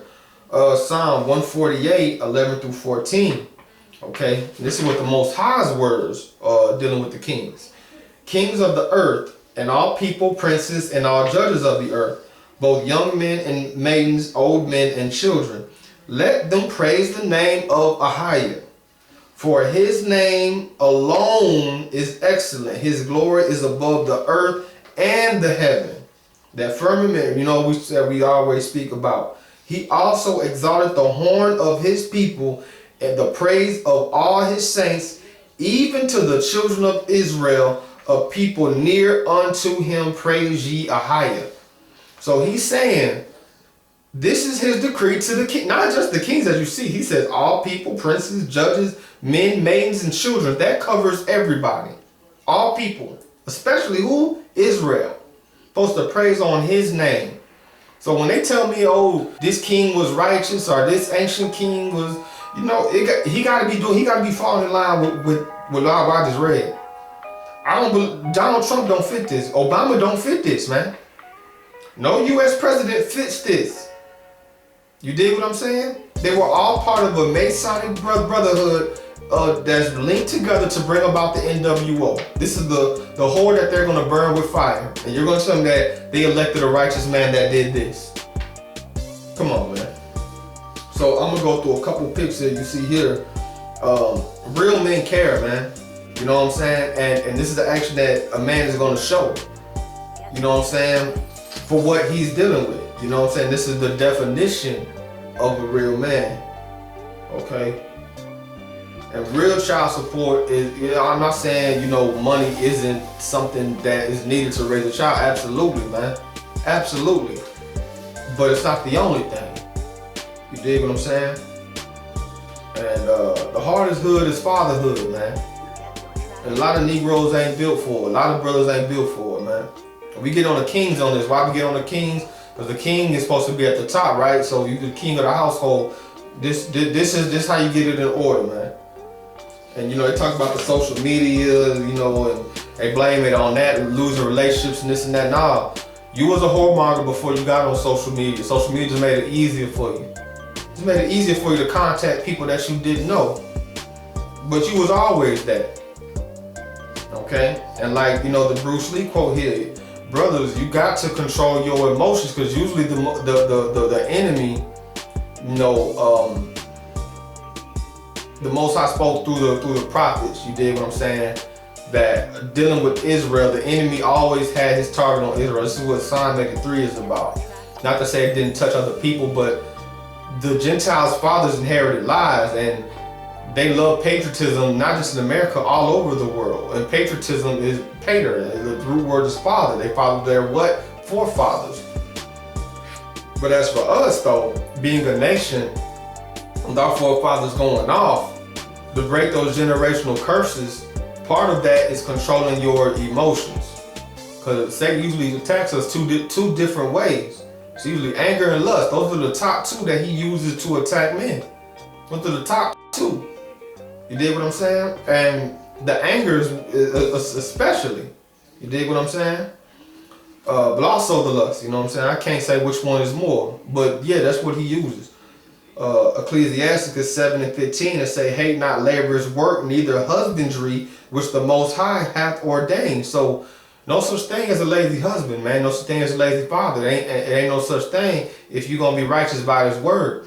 And it's sad to say, I hate to say this, I'm not going to say no name, but the brothers in this truth, man, ain't handling their business by their seeds, man. Ain't handling their business by their household, but want to get on Facebook and YouTube and Twitter and Instagram and basically bash, you know, Christians and bash Hebrews and other people and kindred and this and that. And they're not even living right, man. That's why I agree with Paul. He say, man, you got to have your own household in order for you to speak to anybody else. And having your household in order ain't a one-time thing. It's an ongoing process, man. This walk shows who you are, not your words. Psalm 82:6, I have said, ye are gods, and all of you are children of the Most High. Speaking to the children of Israel here, that term gods there, talking about rulers, man, rulership. So if you're going to be ruler, you need to be a children of the Most High. If you're going to be a children of the Most High, you got to keep this covenant, man. And repent from your sins, man. Become righteous, man. Walk in the example of Yeshua. Sirach 49:4. All except David and Ezekiel and Josiah were defective, for they forsook the law of the Most High. Even the kings of Judah fell. So this is why I tell y'all, like, I don't just be speaking this to speak this. Go read 1 Chronicles. Go read 2 Chronicles. 1st and 2 Kings. Look how many of us went off. According to this verse right here, there were 3 that he say that was right. All the rest were defective. And when you read each king, what does it say? They did evil in the sight of the Most High. Evil. Okay? And again, you know, dealing with Israel, man, Israel was a hoe. Israel was a straight hoe. Because you got to think about it, when you dealing with a Chinese Buddhist, his dad was a Buddhist, his dad's dad was a Buddhist, his father was a Buddhist, his great-grandfather was a Buddhist. Like it says, has a nation given up their gods? No, you go to Africa, you know, they dealing with worshiping the tree god or Ra, or not even, don't even deal with Ra, I take that back. They don't even deal, they dealing with some real witchcraft over there. Even the Arabs, they dealing with Islam, their forefathers and so on and so forth. You go to an Israelite household, you got some of us worship Catholic, some of us Christian, Islam, Hindu, Buddhist, all the other nations that never accepted us. In the Most High, the first marriage covenant, well, I say not the first, excuse me. What I mean is the first and foremost, meaning the supreme covenant that he made was with Israel, with him being the Abba, the Ishi, and us being the woman in Revelation, the woman in Genesis. And when we turn our back on the Most High, that's what brought the curses upon us, because we broke that marriage covenant that we had with him. So I'm going to say this to my brothers out there and to my sisters that's listening. If a brother can't keep a relationship with the Most High Father and can't keep it real with the Abba, he can't keep it real with you. Point blank, period. If he can't keep it real with the Father, if he's not going to hold close to that covenant, and you expecting him to hold a covenant with you, you need to think twice. Okay? But you see here, the wife and dealing with if you don't want to make her, if you don't want to make her a wife, don't make her a mother, man. Don't make her a mother. This is the Most High, man. This is the Most High speaking to you, brother. This ain't G militia. This is the Most High, man. When brothers did go and sleep with a woman back then in the Old Testament, we have it in our law. You did. They had to then marry that woman, man. There was no such thing as F-buddies and all this. This is why we have so many broken homes. I'm going to force everybody here to look at the game tape, especially when we get to the women's part. But I'm everybody, though. Look at the game tape. How did we get to this? How did we get to all these broken homes, all these baby dads and baby mamas and all these? How did we get here? I already talked about the wine and the getting drunk and getting high and messed up, right? Because that's most foremost on most people's plate. Let's be honest. Then we got this, the fornication. Again, he attacked us with anger, and the next is what? Lust. So again, how you deal with women. I want you to think about, would you want somebody to deal with your daughter in that fashion, man? Would you want somebody to play with your daughter's heart, bro? Would you want that? Would you be cool? Would you want somebody playing with your mama's heart, your auntie heart, your sister's heart? Don't you think about that, man? But like you see here, man, you know, you gotta watch the type of women that you deal with too, man. You dig what I'm saying? You gotta watch the type of women that you're dealing with. Don't always blame her, man. Yeah, we get chose, but we choose too. You dig what I'm saying? Like this woman here, twerking at her son's graduation, man. Man, I probably would have walked out if I was him, man. Like, this is madness, man. This is madness. You see here, STDs are also sexually transmitted demons, man. People try to use sex as a crutch. You dig what I'm saying? And you know, I know we wasn't always in the truth, like I wasn't always in the truth. You had a relationship like that, and you tried to, and it was based on that, and that's all it was. But at the end of the day, you felt worse for even dealing with that person, man. Them man, them spirits attached to people, man. And when you lay with them, man, you get all of that, man. Real talk. You know, and again, man, for my men out there, that man, sex can also be a trap. Did you not figure that out yet? I want y'all to look at a brother named Terrell Owens, right? 4 baby mamas, 4 one-night stands, $44,000 a month. Tell me I'm lying, man. It's a trap, man. That's the trap. Like I said, you wouldn't make her a wife, don't make her a mother, man. Save yourself that pain, man, for real. It's grown man bars on this, bro. So here, I'm gonna show you, you know, you see the video here with, you know, and this is what I'm talking about. This brother, Ryan from Jersey Shore, his girlfriend running him over in the street, extorting this man out of $20,000 on Instagram. I mean, like, yeah, man, don't think it's all sweet, man. Everything look good in the skirt ain't good to you, man. And it ain't good for you. You dig what I'm saying? And I just want to show this video here. I showed it before, but I want y'all to think about this. And when you watching this video, I want you to think about how it was before they got to this point, when they first met, even in the beginning. You think he's seen all this? This is why I say, brothers and sisters, man, deal with somebody who's trying to be in a covenant with the Most High first. You won't have to deal with this madness. We gotta go in his order. We tried our order. Have you seen our game tape? Have you seen our game tape? I'm gonna show you way more than this, but check this out. Don't touch my cup. Give me my baby so I can go. You're making a big deal in front of her. When you give me my baby, you can go. I am grown. Don't touch my car, man. Don't touch my car. Oh, stop. You still got it on camera? All right. Now, she don't want to give me my baby. I drove up here for 2 hours, and she don't want to give me my child. There's a car seat. Yes, it is a car seat in there, man. Car seat right there. No. Give me my baby so I can go. You don't need to be in my car. It's a car seat in there. No, I'm not yelling. I want you to give me my child so I can go home. I'm not screaming, but I just want my child so I can go home. Well, get in the car. No, she did not. Come on, man. I ain't got time to be playing with you, bro. I'm trying to get home. Well, give me my baby so I can leave. Alright, now you're making her upset. Alright, you got all this on camera? We will be showing it to the judge when we get my baby. Okay, and give me 10 days. That's exactly what I'm gonna do. So you're not gonna give me my baby? It's not a big deal. Are you gonna give me my baby or not, Melissa? You cannot. Are you gonna give me? Can I see my child? Yes. Okay. Well, give her to me so I can go home. I'm not screaming at you, but you're playing games. No, I'm not playing games. I tried to open the door and you pushed me. I didn't push you. It's on camera. If they think I push you, it's on camera. But can I have my child so I can go home? I don't want to keep going back and forth with you.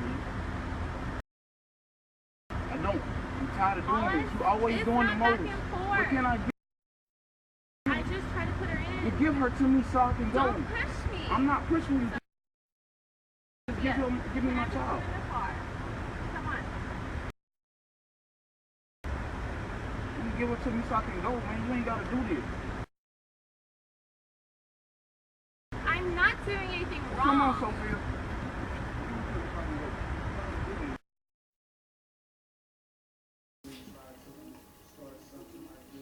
And as you see here, you know, in this picture here, yes, you know, I'm not saying don't pay child. Yeah, you gotta pay. You gotta don't be an infidel. Pay your child support. But what I'm saying is, you know, when you before you make that mistake of dealing with whoever you trying to deal with, you need to think about this, man. Some women is out there for that. Why do you think it be women lined up to see these football players and basketball players? You think they really love these brothers? Y'all got a peep game, man. Genesis 16 and 15. And Hagar bare Abram a son, and Abram called his son's name, which Hagar bare Ishmael. Because a lot of brothers, they want to say, you know, they haven't gotten rid of that lust spirit that's on them, so they want to come into the truth. Not to say our people didn't have multiple wives and things of that nature, but these brothers don't want to look at the game tape and look at how that came about, what was the policy there, and everything else that went with it. And I'm gonna bring it home. I want y'all to ride with me, because what they do, they get in the truth and say, oh, hey, nah, I can just have multiple women. And me and the Red was watching the divorce court the other day. Dude was twisting scripture, trying to say, hey, I can have multiple women.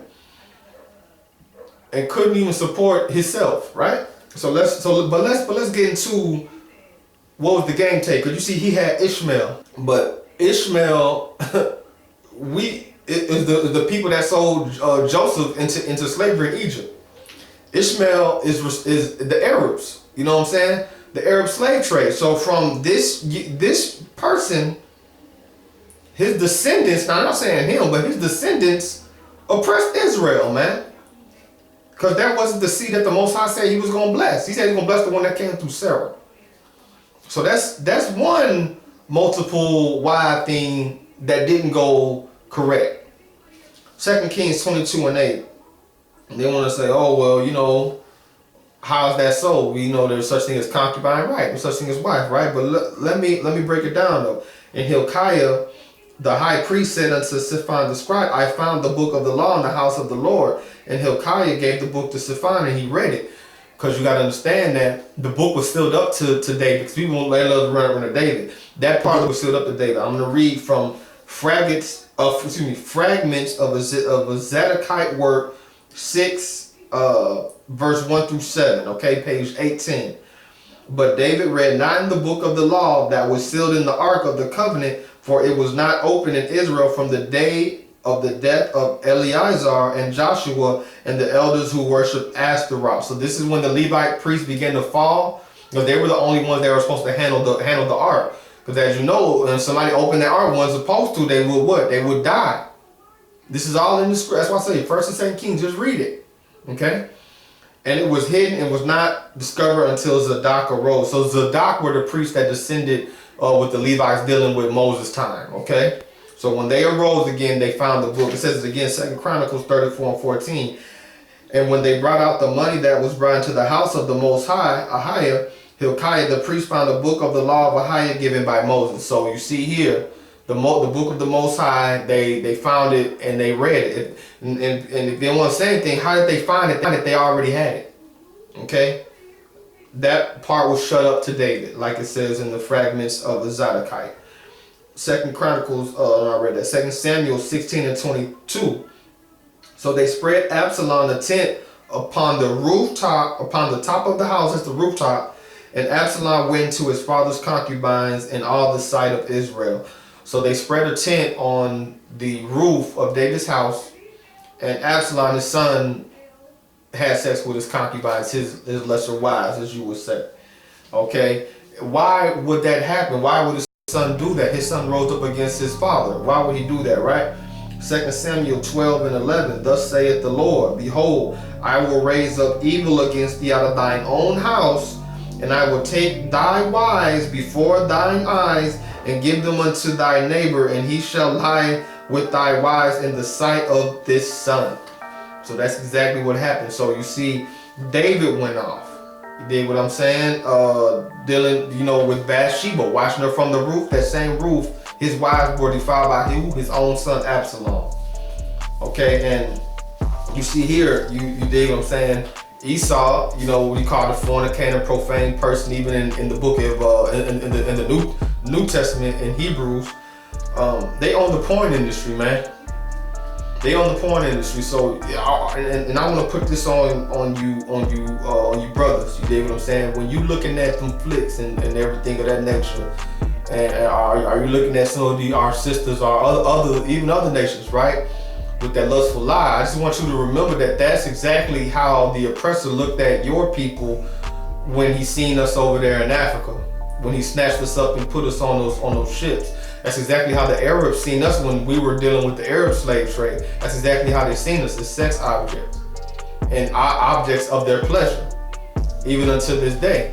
You dig what I'm saying? This is why you wonder why you see an athlete have all these rich or well-off white women trying to deal with him because he has that jersey on, man. Because if he was just a regular brother walking down the street, man, them ladies wouldn't even look his way. And for you Gentiles, I want you to look at certain holidays that your forefathers promote, like Easter and Valentine's Day, which is called Lupercalia. What happened in those feast days? It was a sex cult. It was a sex ritual. During Easter, the high priestess would lay out, and they got all this from ancient Egypt, and even that before that with Nimrod. But long story short, the priestess and her maidens would lay out. The priest would pretty much run train on them. It'd be a big orgy. That's why you look at those Roman pictures. I'm gonna show some here. You notice everybody's naked and lying around. Like, what would you think if you seen that today? Yeah, it's an orgy. Yeah, there's nothing new under the sun.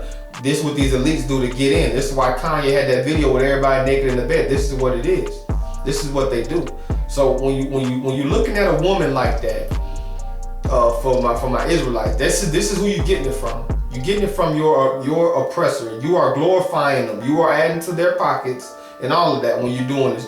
And you're breaking the covenant again of the Most High. Again.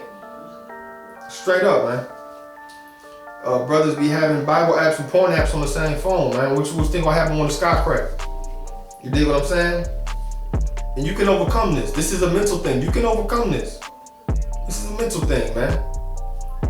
You gotta think, man. I mean, this is the real world we live in. I mean, what advice would you give your daughter or son going into this industry? Would you tell them that that's what's up? That's what daddy looks at when y'all asleep? Do you know the history of that industry? It started with sex farms. Y'all go back and watch that Tyler Perry clip I put out, man. On them sex farms, this is exactly what they're the porn industry. The same thing, man. Pimps and hoes. That's what it is, man. This is why you see, you know, back to you Gentiles dealing with Lupercalia, because I didn't even talk about that one. That was also a sex ritual. That was one of a parade in the streets. Men would have, I think, a bloody pelt, basically the pelt, the fur from a dog that they shaved, that they cut off, and they would whip women with it. And whatever woman they whooped with it, they would lay with that woman that night. It was another big orgy. You dig what I'm saying? And that's basically what they did. So that's why every holiday you have slut outfits associated with it. I don't care what holiday it is, Christmas, Easter, you know, that's what their holidays are based on. It's based on this right here, y'all. And Satanism, of course. So there's human sacrifices and everything else that went along with it. But you see Trump here, they always call the president and the first lady the parents of America. And if they're the parents, then yeah, the Americans definitely follow their role. You got Trump, he's a whoremonger. He got a case for rape, right? In court papers, he was charged for rape. And then you got his wife taking butt naked pictures, and you got people on my post talking about she's a Christian. By today's standards, absolutely. Absolutely. I wouldn't even fight that. But the most top porn searches, you see here, the religious right is the top people in the porn search. You dig what I'm saying? And the top terms that are searched out is stepsister and stepmom. These are the top searches that people look for. How they're blending the incest with it. You think that the feds don't know that there's animal porn out there? You really think they don't know about that? Man, they know about it. Their forefathers is the ones perpetuating that stuff. So I'm gonna go through these other, you see, our women are exploited, but a lot of times, yes, it's not just on our side. They allow themselves to be exploited, but we got to stop playing that part, man. I got a message I want to give to my fans. Listen, I know y'all been watching my page and I've been depressed lately. Y'all don't know why, but I want to tell y'all I apologize and I'm sorry for what I'm about to say, but as far as this music stuff, I won't be doing this music stuff anymore. I started this because this is my dream. At the end of the day, I gotta do what I gotta do to feed my kids. So, bitch, if I want to act like a motherfucking hoe, bitch, I'll do that. I don't give a fuck. And, I wanted to make sure I could get me and my kids out the hood. It's always been my passion. When I say I stuck 30 motherfucking dicks, bitch, I say that. I don't give a fuck. Bitch, I don't care. I don't want to be in the hood. That's your problem. Y'all don't know how hungry I am. When y'all bitches get like me and y'all get hungry, y'all gotta understand you're gonna do what you gotta do to make it out the motherfucking streets. And I did that. That's why I'm always booked. A while ago, I had signed a contract and I didn't know nothing about the business or this game out here. And just right now, I'm realizing that I signed my soul. I sold my soul to the devil. We gotta stop playing that part. We as men, man, it's time to rise up. If you gonna rise up, or lay with the dogs, man, at this point. And for you Gentiles, man, you gonna accept these lies of your forefathers? Do you see what condition that the world is in? Who is the world following with the Most High? When I'm putting out through the spirit of the Most High through these precepts, or is the world following eat, drink, be merry, and fornicate? And what condition is it in? Look at the game tape. Are we in a better place? Are we in a worse place?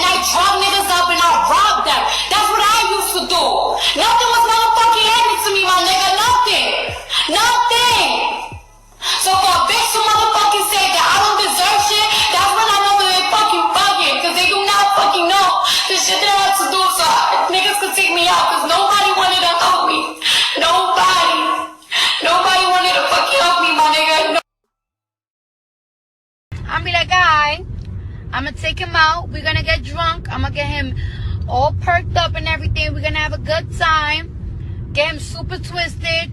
Then bring a bitch around. We're gonna have a threesome.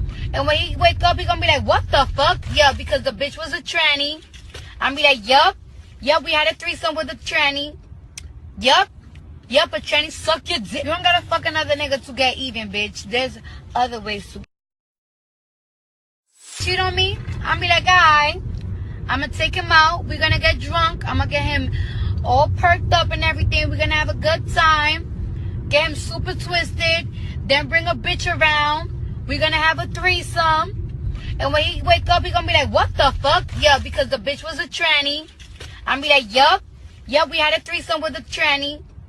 Yup. Yup, a tranny suck your dick. You don't gotta fuck another nigga to get even, bitch. There's other ways to game tape. Are we in a better place? Are we in a worse place? Okay, Genesis 29, 23 through 25, okay? And it came to pass in that even that he took Leah his daughter and brought her to him. And he went in unto her. And Laban gave unto his daughter Leah Zilpah his maid for an handmaid. And it came to pass in the morning, behold, it was Leah. And he said to Laban, what is this thou hast done unto me? Did I not serve with thee for Rachel? Wherefore then hast thou beguiled me? So basically, Jacob, our forefather, Israel, surnamed Israel, worked 7 years for Rachel, but Laban, his uncle, tricked him and gave him Leah because he didn't tell him the custom was you marry the older daughter first, then you marry off the younger daughter. So again, with the multiple wives, he was tricked. So this is another. He didn't. It wasn't his plan to have 2 wives. You dig what I'm saying? And the problems that came with that. Okay. And you see here another speaking of that, Solomon, right? Oh, and to finish that story off, he worked another 7 years to get Rachel. So are you brothers willing to work like that? You brothers talk about the wife need to bring the money home and all my wives will bring the money. And brother, that's pimping, brother. That's grade A pimping. 1 Kings 11, 3-4. And he had 700 wives, princesses, and 300 concubines, and his wives turned away his heart. For it came to pass when Solomon was old that his wives turned his heart away after other gods, and his heart was not perfect with the Most High's power, as was the heart of David his father. So again, man, this is the whole thing with the covenant, because he had I think 700 wives and 300 wives and 700 concubines, something of that nature, and this is why and then he had them with all these other nations, and this is the reason why, because a lot of brothers, they kind of go off when they teaching this, because they leave out what the game tape was for. It wasn't just that the Most High was like, oh no, here, because there were certain instances where, you know, brothers didn't know. That's why I don't get on brothers that come into the truth with another woman of another nation. You know, as long as they come in and they keep the law and they're following the law, I don't have anything to say about it. That goes back to Numbers 12, which I spoke on. But what happens is, that wasn't a custom. Like, if you know who you are, you deal with your nation. You dig what I'm saying? That's why Psalms, in the book of Psalms, say, if I don't prefer Israel above my sheep joy, let my tongue clean to my mouth and my right hand forget her cunning. This is what it's talking about, man. You're supposed to prefer your own. You see a lot of coons that'll give with other nations and talk down their own people on men and women's side. And I've seen this before happen plenty of times, man. And what the base of is, when brothers did that, brothers dealt with these women, they end up serving their gods ultimately. And this is why there is a law about no covenant with them. Okay, this is why I you know who you are. Deal with Israel, man. Square business. You shouldn't have no problem with that. Like, you know, don't bring the bitterness from your old relationships into it, though.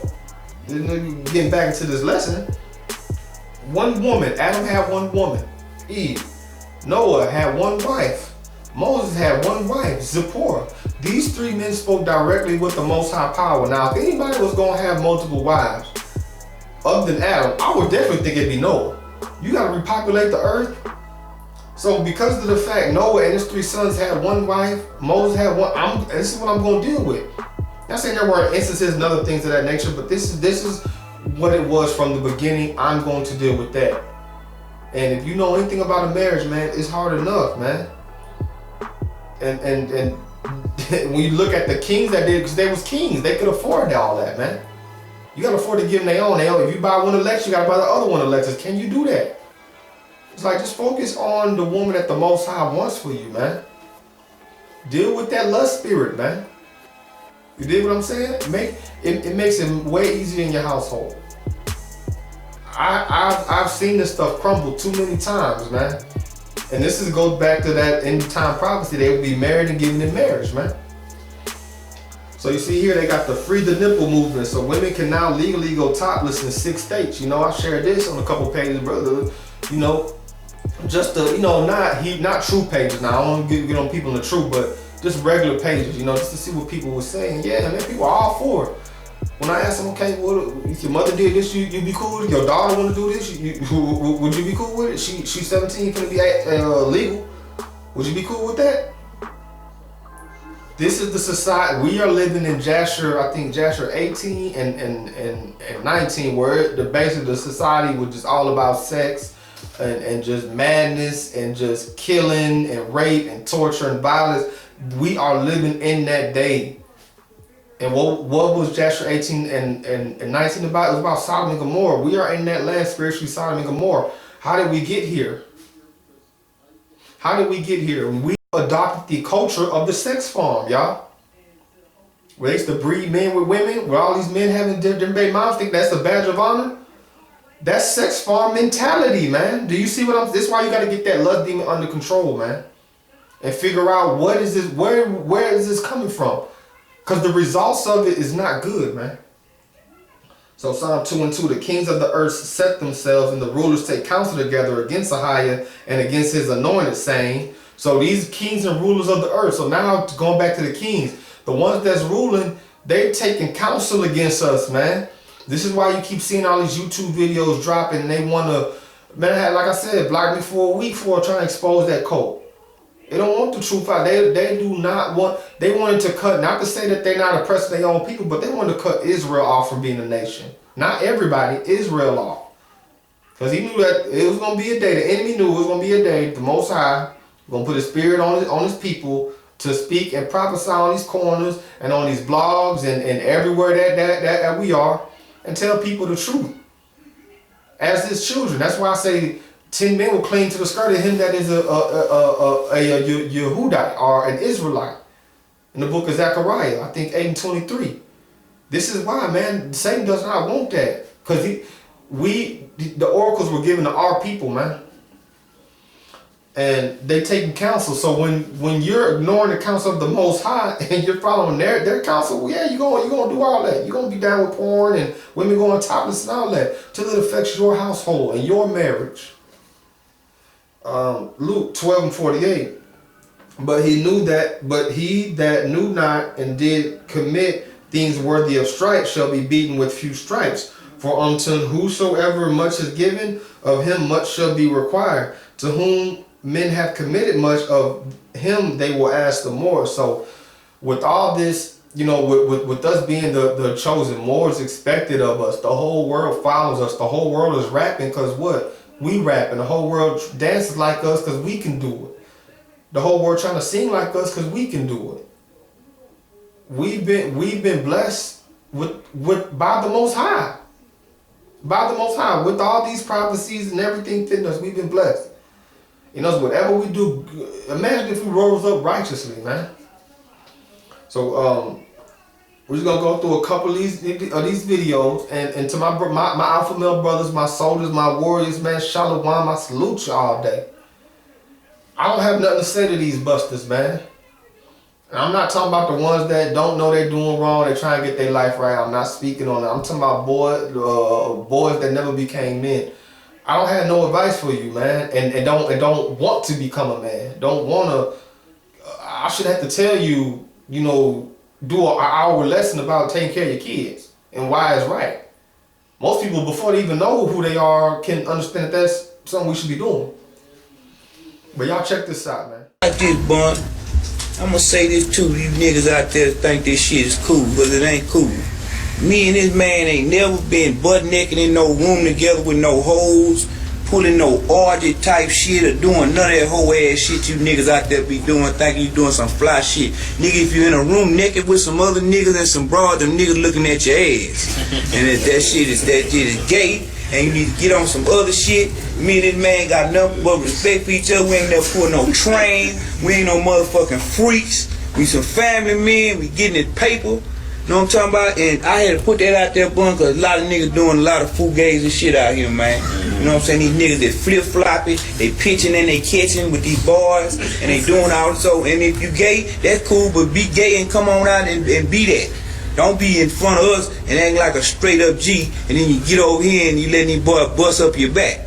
But you know, it gonna come to the light. And yeah, I wanna put that out there, man. This man ain't never seen me naked. I ain't never seen him naked. We don't desire to do no shit like that. We ain't going out like that. And we were wild young teenagers.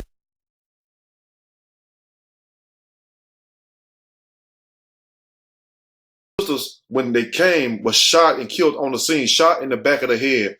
And the other girl later died at the hospital. And the mama fled, jumped in the car and fled. Now, how can a mom, number one, take her children over there, and then number two, you seeing your children get shot, killed, and then you just drive off and leave or nothing. I mean, if you're going to come there, we would have to just die together. That's all I'm saying. First of all, I wouldn't even be in that situation with my child. And this is also what I want you all to understand. Just because you have a child 22 and 119, you're still the parent. You still have what we call seniority over them. You still have a level of respect that they should give you, but you have to be in a place of respect to demand respect. You don't be out here doing wild shit with your children. You don't take your kids, grown people at that. These are not 15-year-olds, 14-year-olds. We're talking about a 22-year-old and a 19-year-old. People who should have known better. And that's just the point. Now, I'm sad that they are deceased, but you know, sooner or later it was going to turn that way anyway. And they also say that this employee at this store was sitting outside of one of these sisters' house from 10 p.m., I think 8 p.m. or 10 p.m. to like 8 or 10 in the morning, looking for this sister all over a guy. You know what I'm saying? And this guy's going to go on to do whatever the hell else he wants to, just like any other person would. But the responsibility lies in the mom. Hey, now true, your children are grown. They're going to do what they want to do.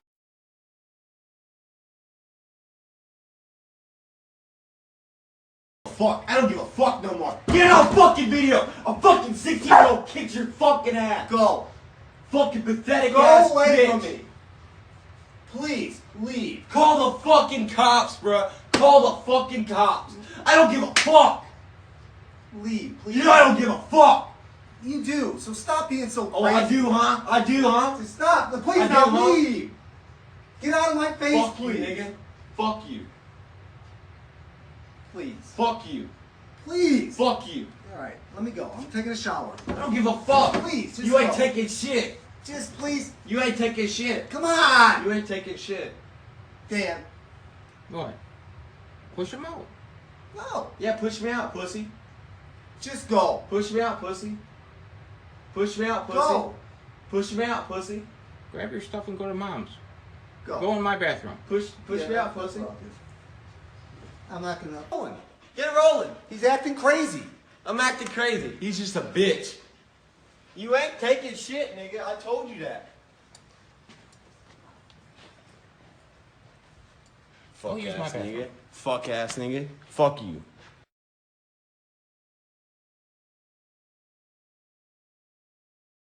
I don't know how to lift the car tire up. I don't know how to change no car tire, bro. You the one that said you knew how to do this. I don't. I'm trying. You're not even trying to help me. You over there sitting there. I'm telling you. You need to come I don't know how to change. I don't want to be here all day. Yeah. But I don't know how to change the tire. It's nothing wrong with a dude. Hey, it's nothing wrong with a dude that don't know how to change the car tire. I don't know how to change that tire. You know how to do it. You lifting it up. The car is lifting up off the ground. I'm trying though. I don't even know what you're doing. Try. You got me down here. No, I don't know how to do that. But you can try it just like I'm trying. You got me down here by myself. I don't know how to change the car tire. I'm not about to try to change it. I told her to call AAA. She said she's not about to do it because they charge her or whatever the heck you thought. I think she lying, but she look like she know what she doing. You're really about to piss me off. You can come sit here and help me. What am I gonna do? You can come help me. That's a one-man job. That's a one-man job. Well, you need to be that one man and come do this. I can't do it. I'm not about to do this. I can't do it. It's steep. It's steep. I don't know what I'm doing. You about to mess something up probably. But you crying? She is not crying, dude. You is not crying. What is you crying for? Oh my God. I told you, just call AAA. I'm not about to play around with that. Is it good? Yeah. What? What you mean is it good? You don't even know. Because I don't know how to change the car tire. Just leave me alone, bro. I'm about to fix this by myself. I'm a real woman. I got mine. Alright, do what you gotta do. Alright, I can do boss. You can do what you gotta do. Show me. Believe me. I got Set the example. I got this by myself. Set Alright. the example. Set the example. I don't know how to change the car tire. It's steep. It's steep. I'm sorry, baby. I don't know. Ain't you from Detroit? What does that have to do with tires? Wow. But I'm not done yet.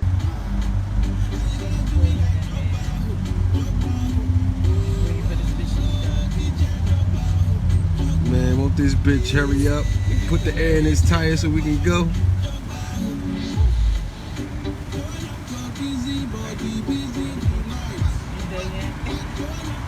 Hurry up, bitch. It's cold out here. Matter of fact, I'm going to sit in the car until you get back. Till you get done. Hurry up, bitch. It's cold out here.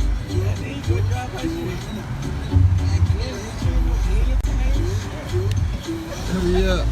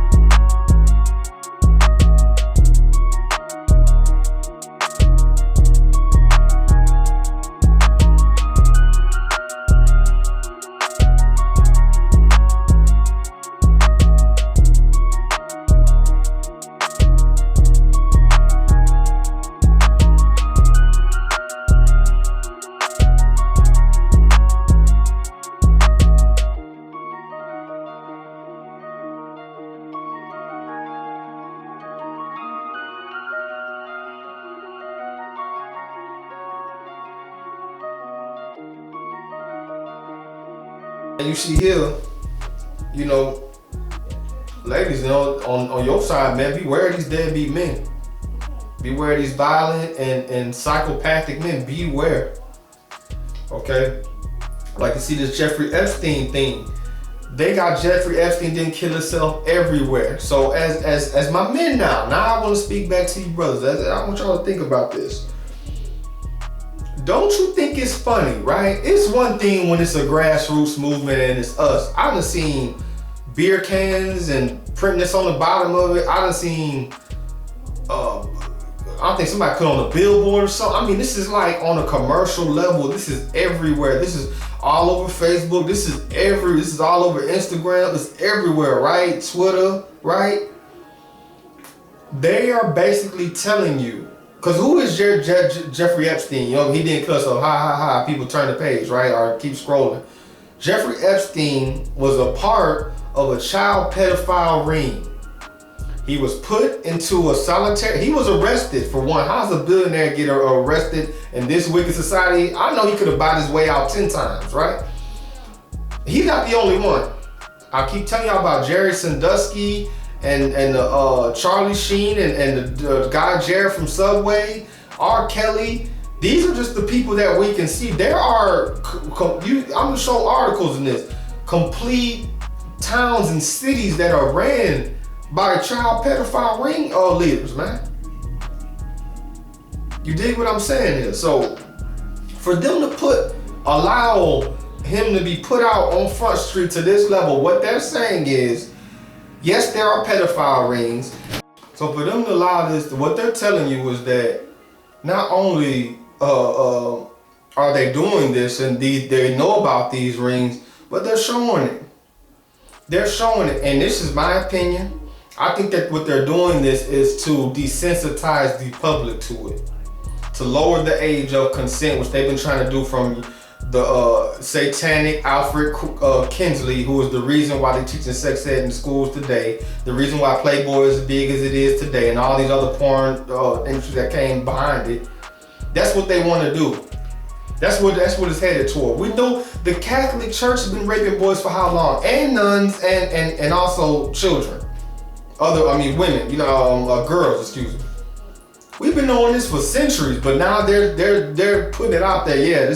Yeah, we caught one. We're gonna put him out. Come on, man. It's only part of the story, man. First Esdras, we gonna start at chapter 4, verse 5.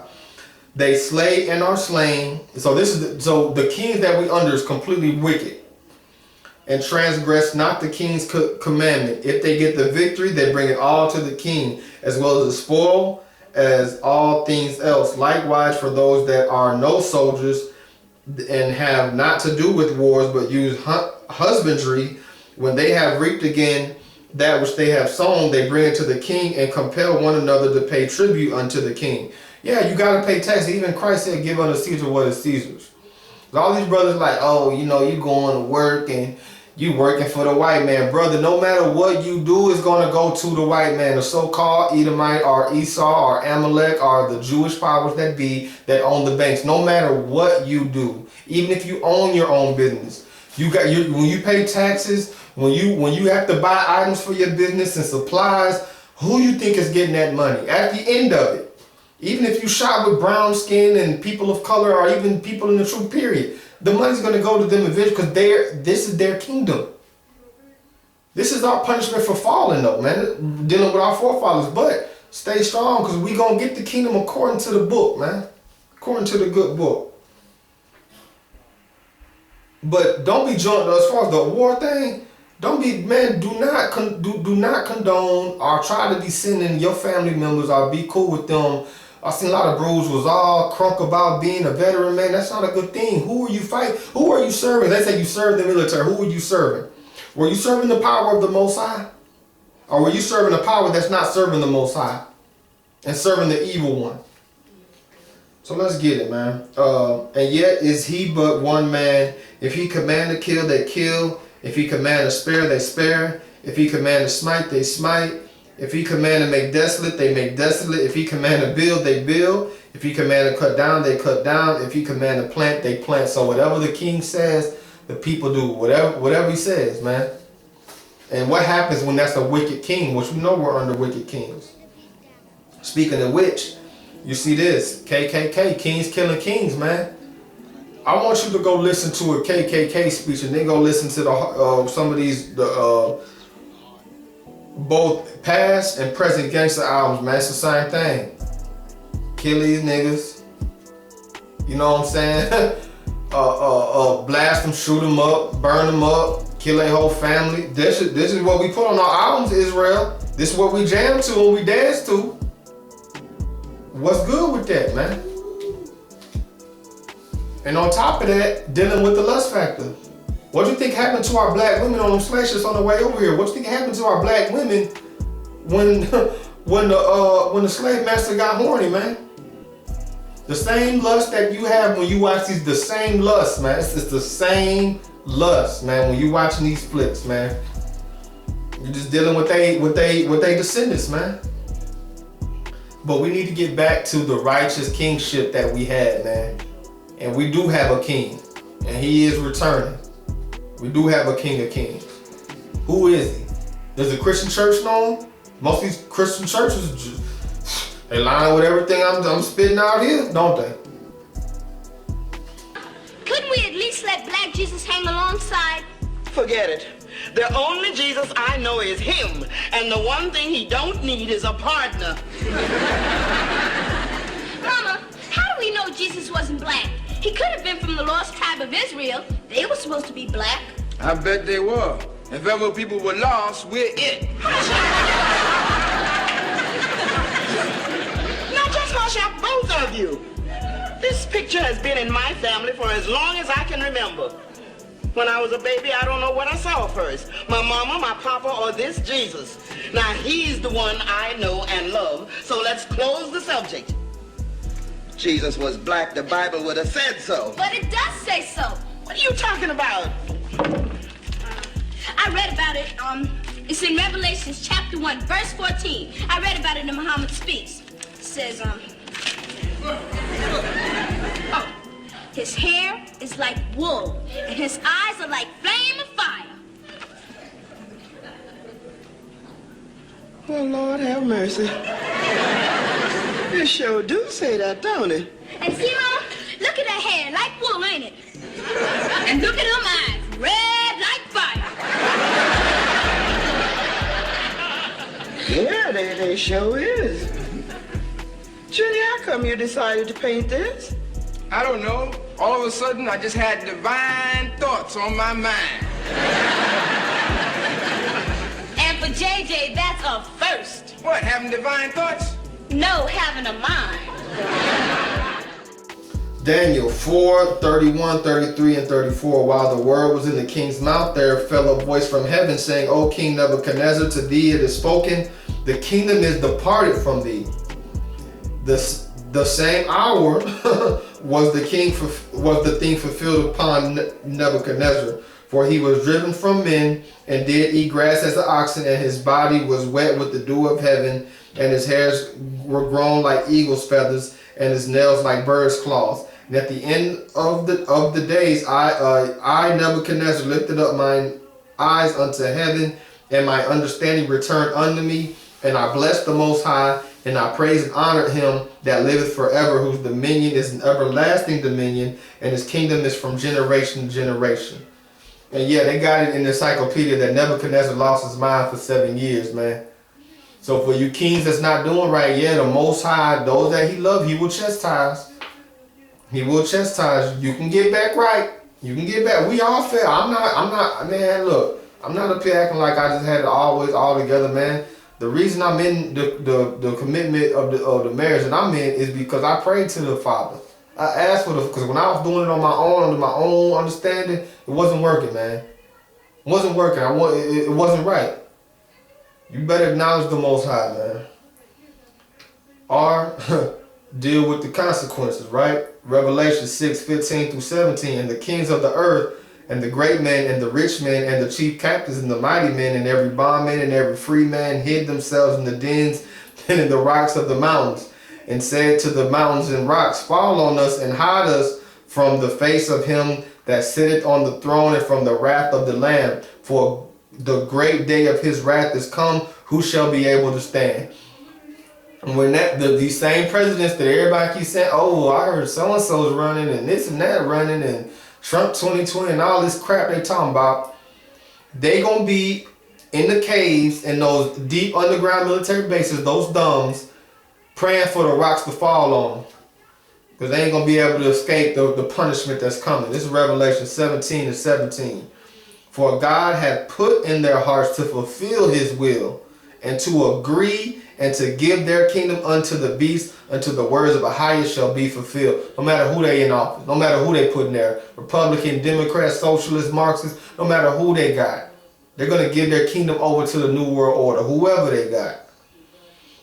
First Esdras, back to First Esdras, verses 10 through 12. So all his people and his armies obey him. Furthermore, he lieth down, eateth and drinketh, and taketh his rest. And these keep watch round about him, neither may anyone depart and do his own business, neither disobey they him in anything. O ye men, how should not the king be the mightiest, when in such sorts he is obeyed and he held his tongue? But yeah, the king does hold power. I'm not here to say that. But what I want to speak to y'all is to be speaking about a relationship is the role reversal. Because now the men, they put men on the back seat and they put women on the front seat. You know what I'm saying? Basically, I don't care what kind of couple that you are. Yes, it is a partnership, but one still has to lead. Not saying that you have to rule with an iron fist and not take into account your wife's thoughts and opinions. Of course you do, man. I'm not saying that. But what I'm saying is that they've given you, as far as men, especially in Mystery Babylon, this is the mystery of the beast, they giving you a back. Now the woman is the lead. Just look at Section 8. She can't even have a man up under the roof. So, the women are making more money. The women are the one working. So they basically put that as in the forefront to put you in the backseat. Because what Satan will see, the thing about it is, and I thought about this today too, you gotta think bricks as far as they build up, right? You know what I'm saying? And if you have a house made of bricks, right, And let's say you wanted 3 stories. You got a big mansion, right? You wanted 3 stories. What if you have a weak brick? The families are the bricks. You dig what I'm saying? If you have a weak, it doesn't, I mean, the foundation is the foundation, but when you're trying to build up, you can't build up with no weak bricks. So what happened when a storm hit, right? And trees and branches is flying around and they hitting them weak bricks or that weak wood in that house, it's gonna cave in, it's gonna crumble. But if you have a strong family structure, imagine a community, matter of fact, imagine our African villages when we had those strong family structures. We had women that wasn't sleeping around. They knew who their fathers was and so forth and so on. We had brothers that was not here sleeping around. They had their family in a unit, you know what I'm saying, in a house or in the area where they was living. They had watch over our villages where a stranger couldn't come in, our warring tribe couldn't come in and take us down. We had all these things in order. That's why they had to do little slick stuff and really pit us against our brothers, the neighboring tribes, and of course the Hamites sold us out, right? They had to do that in order to, they had to get into our, and then once they got us, this is why the Willie Lynch letter is so important, man. Facebook tried to take that thing down, man. Just like YouTube. I know why they hate that video. But it's just so funny with all the madness on you see on the internet. They keep trying to block and take down that video. That video breaks down. They don't want the women liking each other. They don't want the men liking each other. They don't want the children listening to either parent. And they want the men and women to be at odds. Isn't that what we have today? What other culture says ninjas ain't ish? Or women ain't ish?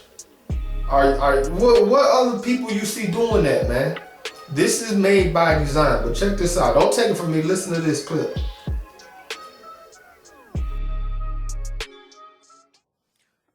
Reversed roles.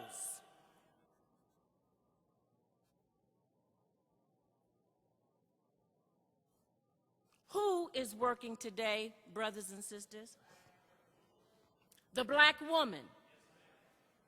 Who's making more money? The black woman. Who is more educated? The black woman. Whose world are we in? The white man's world.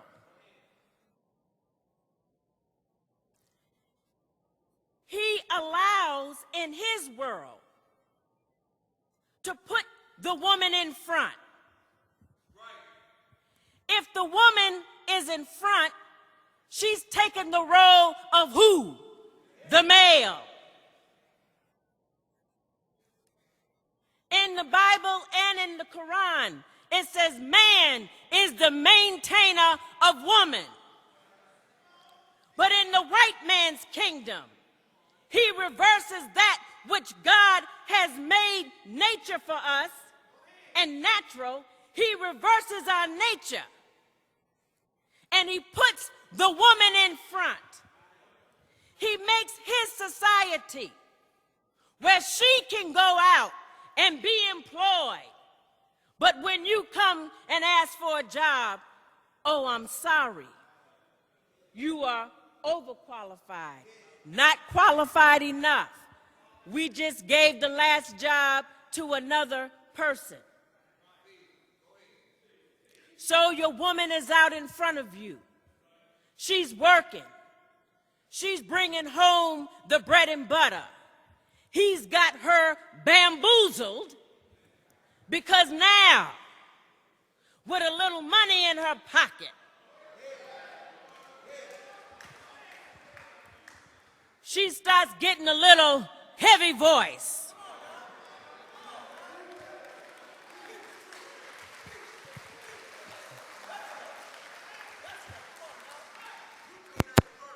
With a little money in her pocket, her mouth is uncontrollable.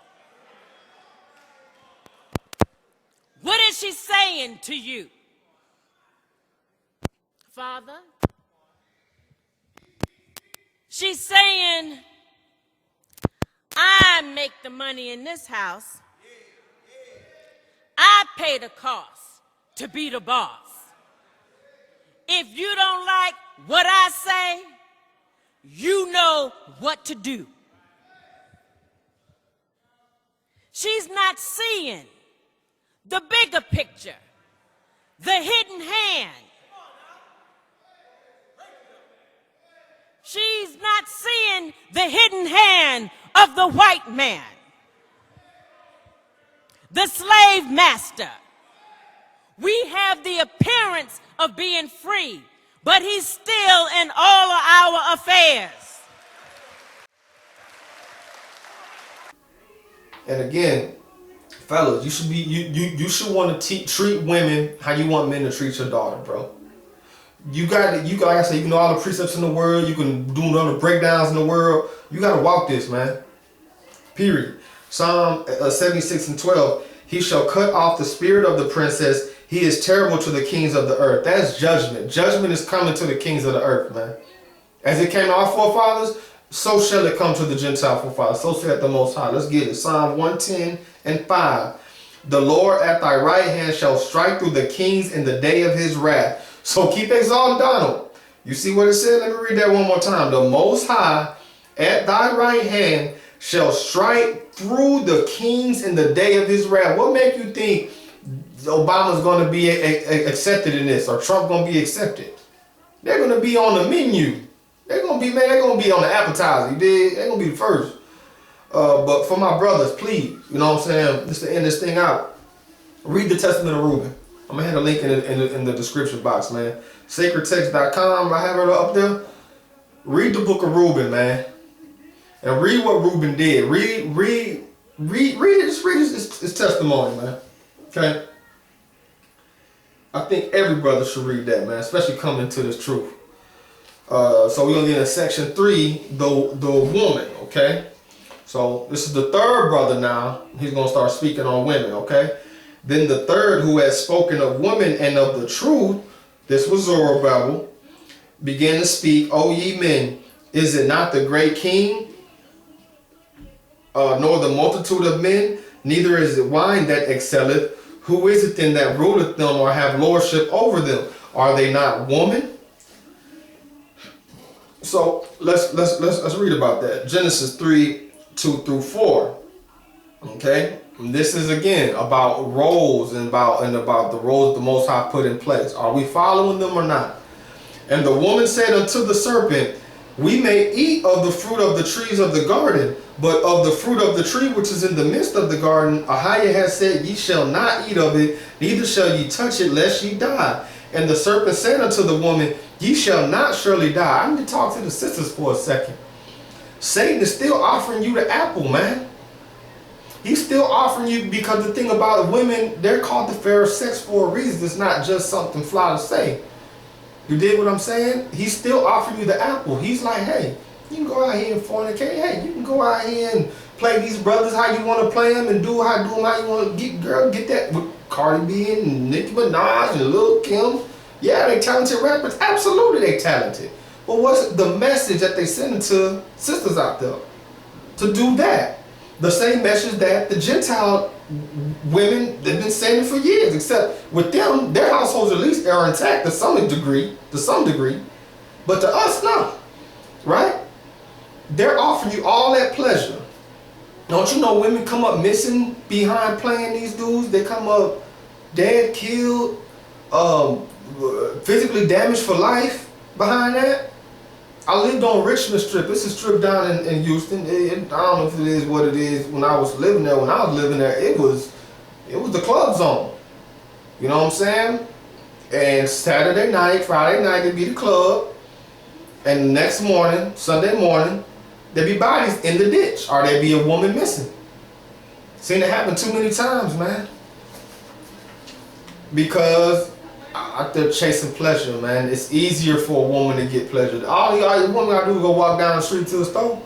You be beeping, trying to, hey, what's good? They don't care if you pregnant, married, whatever. They don't care. They don't care. And what the society teaches is go for it. Go for it. Live your life. You only live once. YOLO. All that BS, man. So he's still offering you the apple. Excuse me. I believe it was a fig, according to my research. But just for the public that may be listening, he's still offering you ladies the fruit. He didn't offer it to Adam first. Have y'all peeped game? That whole feminism movement. Look who it was started by. You dig what I'm saying? Read the Really Lynch letter. What it said. What they was gonna do between men and women. This is where it's come from. And because I had to tell one sister one time, she was getting on. I had to put something about a woman preach. There was no woman preaching over a congregation of men and women in the Old Testament or the New. Paul didn't just get that out of nowhere. You can't find me a woman. Now we had prophetess, of course. We had wise women, of course, that spoke. Of course, I'm never one such not to speak on it.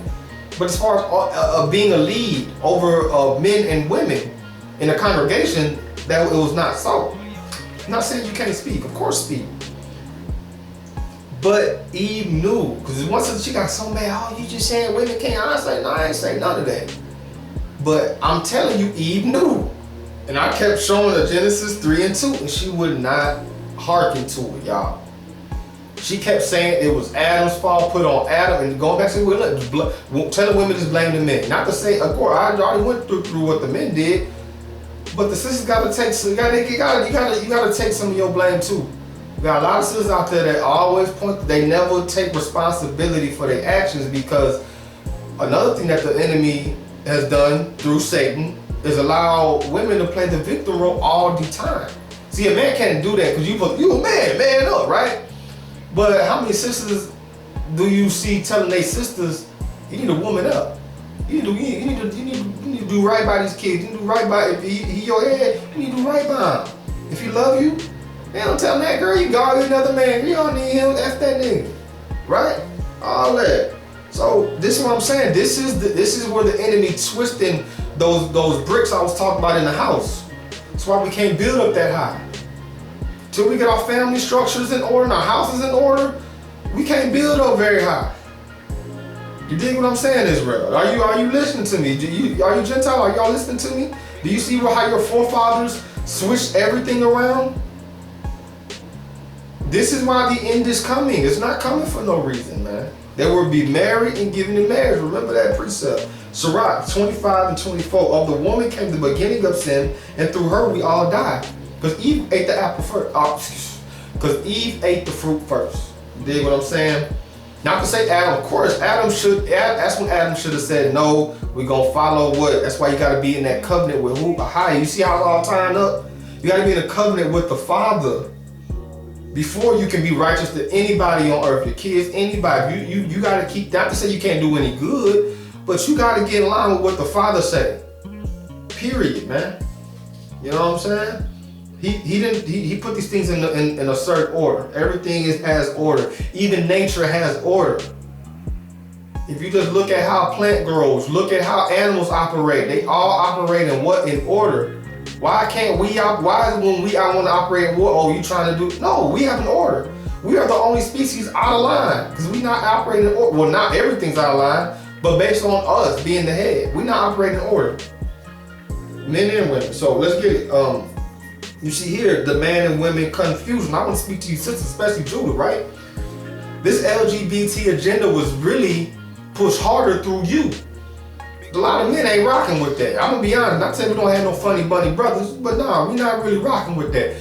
But I knew a lot of sisters coming up that had gay friends and was cool with it. They couldn't have a relationship with a man past 2-3 years, but they could have a gay friend for 8-9 years. They was not in high school.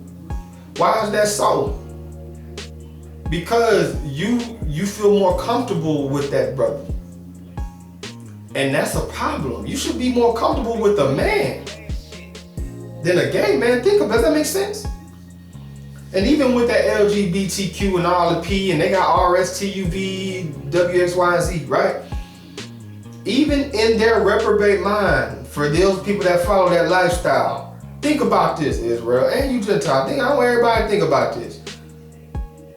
Doesn't one play the feminine role and one play the masculine role? Doesn't one dress more manly and one dresses a little bit more feminine? So even in their reprobate mind, they know that it's a masculine and it's a feminine. Just like electricity. You connect the negative, right? The positive and negative, the socket into the plug. That's how it's supposed to work, period. Not to say they're doing it right, but I'm just saying in their mind, they understand that that's how it works. But they want to go around and do it some other way. It's not, and they pushing it through the sisters, man. And they push, also for y'all, again, like I was saying, they have a harlot lifestyle. Turn up, drink, do this, do that, and in the end, you're going to have a marriage and a picket fence. No. I'm going to tell you, they got an article out on 97.9 talking about, what does that say? Does your body count matter? Absolutely. Do the research. The higher your body count, the less your chances is of being married for you women. I'm not, and again, I'm not promoting the whoremonger for the fellas either, because a lot of them dudes, when you doing an act with somebody, right? The physical act, sex, right? Fornication, right? After a while, it loses its flair. Let me use this flair, right? Because it's not special no more. I need y'all to think spiritually. Don't think, if you thinking in this world, you be like, man, you tripping. I'm doing whatever. Okay, all right. But I'm telling you, it loses its flair. This is medically backed up. This is in the men's medical journal. This is medically backed up. It loses its flair. And speaking on you women, with every man's shaft, okay, is shaped a different way. You know, curve in different way, move. I'm not trying to be vulgar, but when you dealing with all these different men and all these different shafts, right? At some point, that's why brothers be putting up posts. You see, oh, she ain't got no walls. No, they got walls. They've been pushed all the way back. Because she's been dealing with too many different brothers. The higher body count. And then it's also mentally damaged goods. There's people that are mentally damaged goods. Now I'm saying, this is again, men too, but I'm speaking on y'all, because what happens is you deal with all these brothers in this fashion, and then when you deal with a real brother, you trying to compare him to 3 dudes ago, 4 dudes ago. No, he ain't like that. But because that's what you've been doing, and you've been taught that by the society, you've accepted that. That's what it is, man. So you see here, I want to show this Monique on his preacher show, and that's what I'm talking about. This her husband is nothing but see, that's the thing, when you want to be the lead in a relationship, sisters, 9.98 times out of 10 you're gonna be dealing with a beta male pushover dude. And from what I dealt with and what I spoke to, you know, dealing with, you know, people, you know, their testimonies, women don't like a pushover. They don't like that dude. But that's what you're gonna get, because you're the lead and he has to listen to you. You're gonna have another son. He's like your son. And I want y'all to watch this clip of Monique and her husband.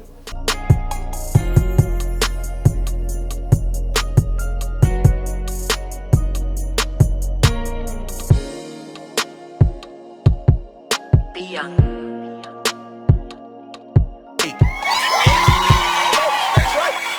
And joining us now is her husband, Sidney Hicks. Say it!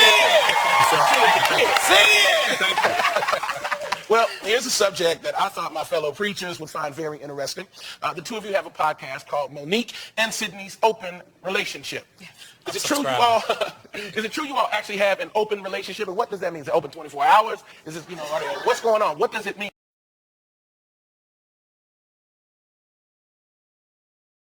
24 hours? Is this, you know, what's going on? What does it mean to be in an open relationship? And I know this was your idea, Sidney. Well, yes, we are in an open relationship 24/8. Okay. And by that we mean that we're always open to conversation. We're open to the understandings that man and woman, or as a couple, we should have for one another. Thank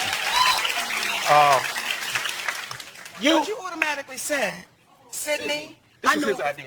And I think that's, when we first came out with it, everybody said, oh my God, how could Monique let that man do that to her? Whose idea was it? Well, because she's this big woman, and he's this good-looking man, and because she has this money, she's going to let that man do whatever he want to do just to say she has a fine man. So y'all talking about, because you talk about emotion and conversation, but that's not what, y'all talking about sex. Well, here's what makes it beautiful, John. Okay, shake your head one more time. Here. Whose idea was it? Was it your idea? It was my idea. Because 10 years ago, 11 years ago, I'm an entertainer. And this is my best friend ever. And what I did not want to do was be dishonest with my best friend. There may be times I may want to be with other men. And my best friend said to me, Mama, I've loved you since the 10th grade. Do you think you being with another man is going to have anything to do with me loving you? And then he said, well, you know, if you can be with other men, I can be with other women. I said, well, that's not what I meant now. That's not what I meant. But it was my idea because I wanted to be open and honest with the person that I was going to spend the rest of my life with. I think that's amazing. And a lot of people think that that's novel, and y'all church people are going to have a heart attack. Monique is from Baltimore with me. So I believed in open marriage. I just forgot to tell my ex-wife about it. So it didn't go well.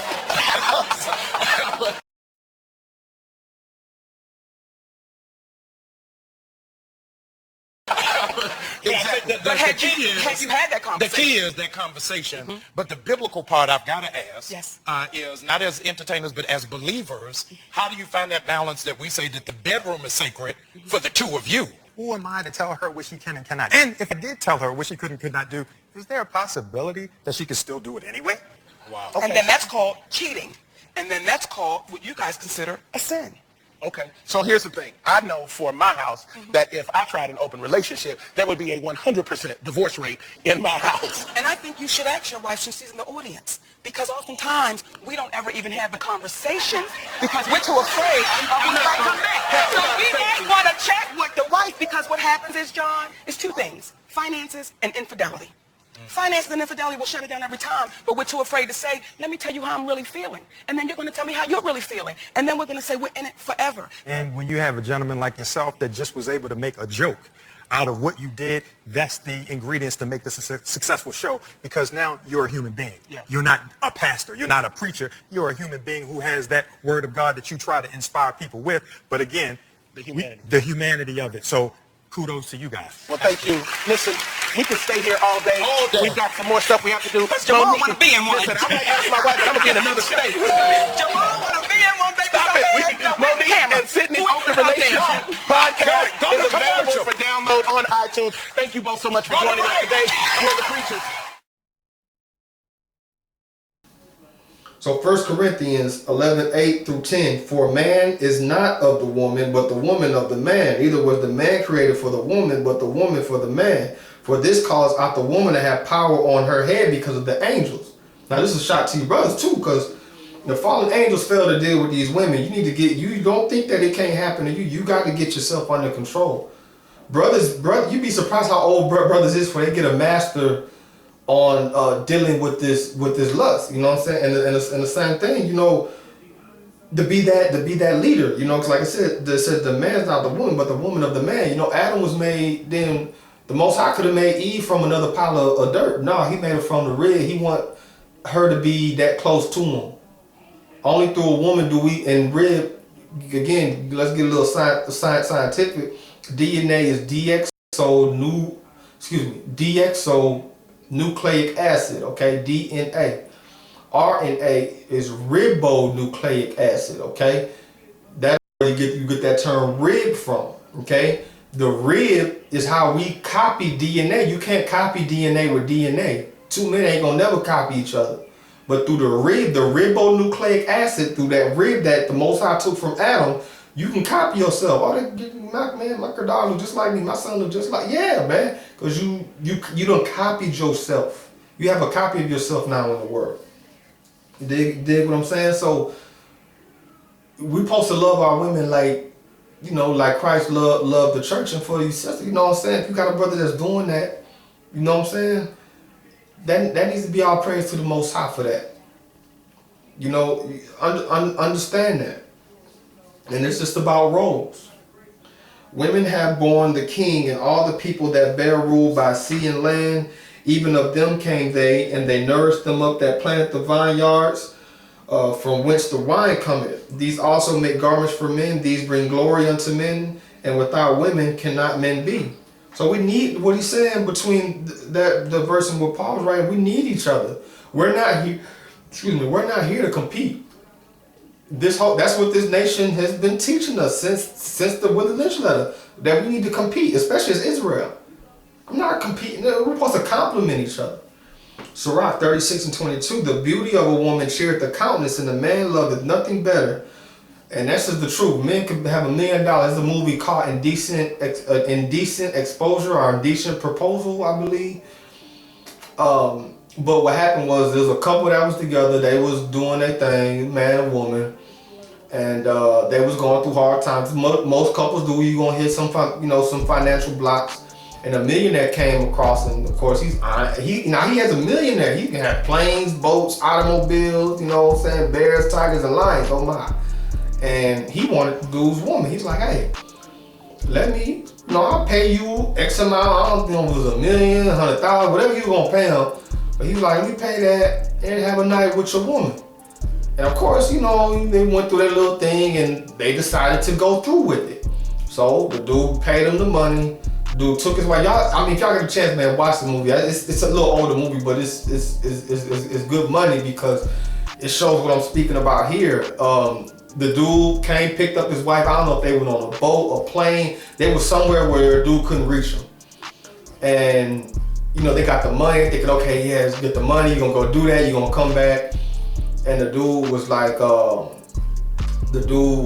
guess sitting in the house that night or whatever, and he started thinking about like, this man is finna enjoy my woman sexually. Like, it's starting to sink in now, because that is the close. And now I have scissors. Fight me on this too. I'm gonna keep pushing this button though.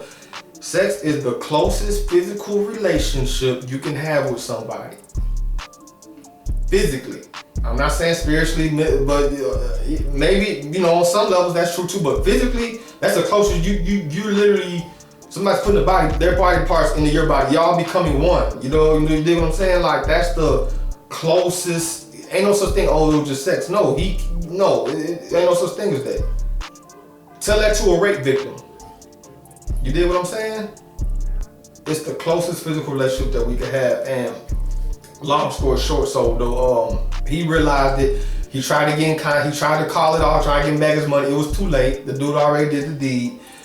Wife came back, I believe, the next morning, next day, and the dude was like, he was asking his wife, like, asking her about it, and she ain't really want to ask him. She was like, he's like, well, was it good? Was it this? Was it that? And she's like, yeah, it was good. And like, he was heartbroken, man. Like, no man wants to hear that, man. Especially while y'all together. Like, come on, like, don't nobody, you know what I'm saying? Like, and then you played a part in that. Wasn't like she did that on her own, Negro. No, you agreed. And this is that marriage and giving in marriage. This goes back to the Jasher and the Sodom and Gomorrah. Sodom and Gomorrah wasn't just about gays. There was a verse, now I'm a paraphrase, but it was like they had a feast 4 times a year, the 4 solstices. And during the feast, they would party in the streets, and they say at the end of when the party began to come to a close, a man would see his wife in another man's arms. He would see his virgin daughters in another man's arms. They would go with these brothers into a tent, like swingers, basically swingers. And in the morning, they will all come home, and they just do it again the next solstice. And that's exactly what this life is today. People that have jobs in Israel, whether night shift, morning shift, day shift, midday, I've spoken to, even in the past, even when I was in the streets, got somebody at their job married and messing around with everybody in there. Am I lying, Israel? Come on, bro. Y'all be acting like I just be making stuff. Am I lying? Am I lying? So I know a couple people right now in my job. You dig what I'm saying? Come in there, yeah. You know what I'm saying?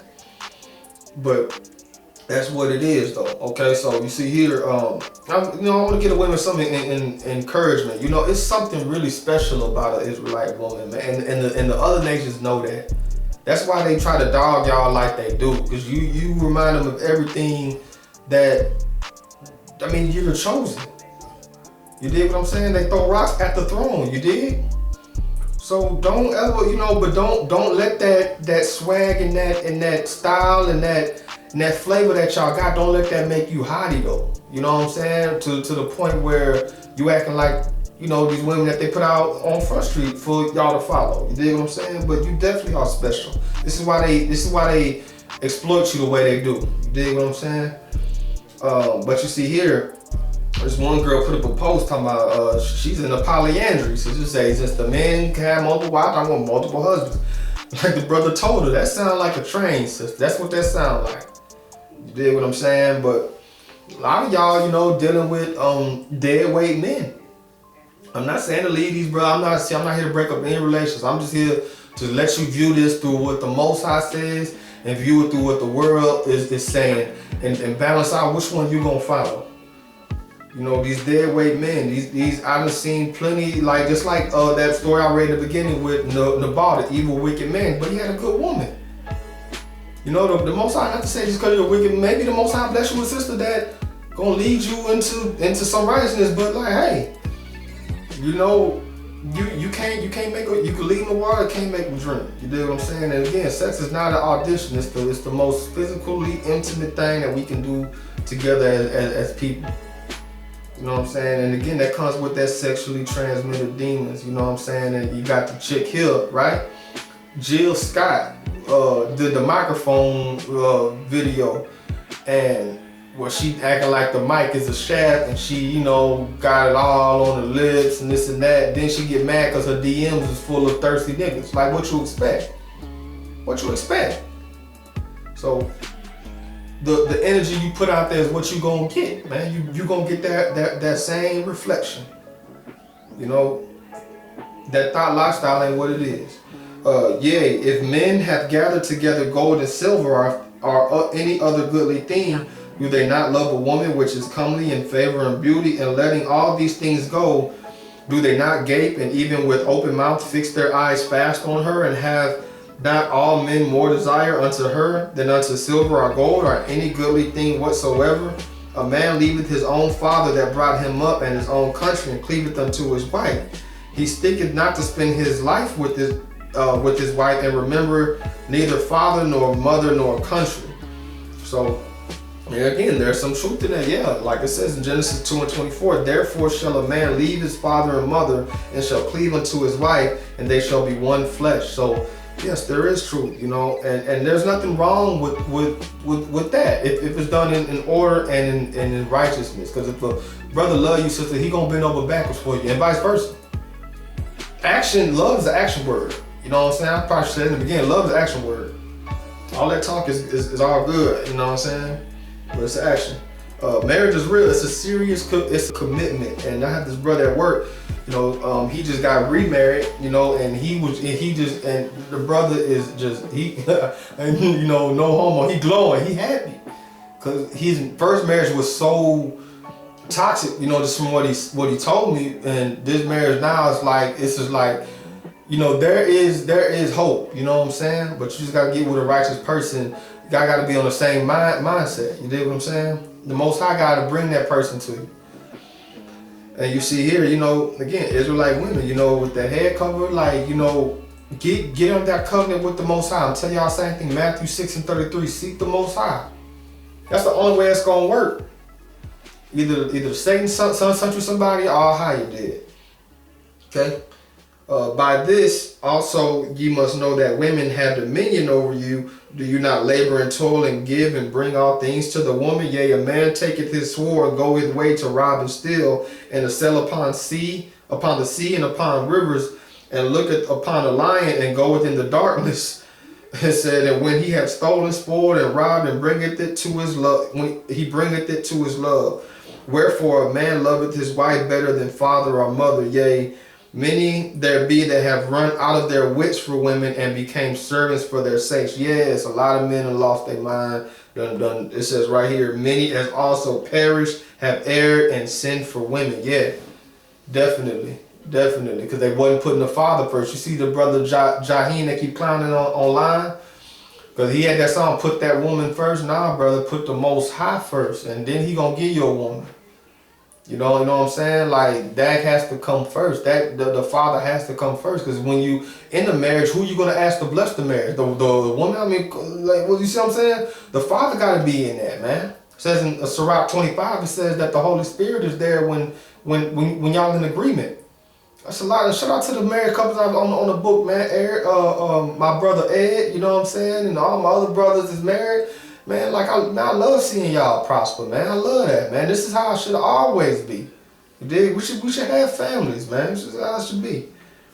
So I'm going to, you see, when they remove the head, like y'all should say, when they remove the head, then they can spoil the goods. They can spoil the women, the children, and that's basically what has happened. Now the head's not in the household. We have the single parent households, and you see what happens during these storms. There's no men to help you get through these floods and things of that nature, just as an example, but just all type of things. You dig what I'm saying? Black women, I need y'all to wake up. I need y'all to see what's going on. I need you guys to really stop being so into social media and just live in life. I need you guys really to focus on something. Newsweek posted an article, a legit source, posted an article that there are going to be transsexuals that will be able to produce babies. They will perform the transplant of the uterus. The uterine transplant is the surgical procedure where a healthy uterus is transplanted into an organism. Alright? They're going to take that and they're going to transplant it into men so they can have babies. Now I want you to keep something in mind. At the beginning of 2019, according to Black America Web, 75,000 black women are missing. 75,000 beautiful black queens, older and younger, are missing. Okay? This is fact. Now, we all know about the story of Kanika Jenkins, her body. The young woman from, I believe it was Chicago, that was found dead, and during the time of her autopsy, her organs was found missing. Okay? Other black women been coming up missing. Tienda Slater out of Chicago also. Ariel out of Chicago. Okay? And I want you guys to look in. Now check this out. There was a guy by the name of Arthur Radburn out of Detroit. Detroit, Arthur Radburn. He was under investigation for selling human body parts. Now, it was a big old investigation. Things are going on state to state. A lot of conspiracy theories and things like that. The media kind of didn't hit big on this subject, and that's something else I want you to pay attention to. But he eventually got convicted of selling human body parts. He made over $13 million and was convicted of selling human body parts, pleaded to it, the whole nine. And he only was sentenced to 9 years in prison, y'all. 9 years only for selling human body parts. Y'all gotta realize what's going on. Our black men are being in jail for 20 years plus for drug conspiracy cases because they can't afford a lawyer and things like that. But this man walked, or is walking out eventually, after doing 9 years only in jail. But the statement is what I want you guys to pay attention to. Check this statement out. The statement he said was, I feel that, people will think of my act as being barbaric, but I can understand your point of view, but this wasn't necessary. So that tells you right there, the whole thing with the body parts and women and these bodies coming up missing has a higher purpose. Okay? You look at Kendrick Johnson, the young black man that was found dead at school. Okay? It was only 2 places that had his body. During the time he was dead, his autopsy and everything like that. Everything from his brain all the way down to his pelvis was missing. So our black boys and black men, they're at risk too. I want you guys to realize something, and the reason that this isn't being investigated like we all want it to be is because there is some higher involvement in this case and all this stuff that's going on. Black women, stop sexually exploiting yourself. Realize what's going on and wake up. Please wake up. They are kidnapping black girls, doing the transplant, and somehow, I don't know what they're doing. I don't understand what's going on, but there is definitely a connection into the uterus of black women, black young girls, into what they're trying to do for transsexuals. Because I'm telling you, the government has some involvement in this. I need y'all to wake up and realize what's going on. Share this video, comment, let me know what you think.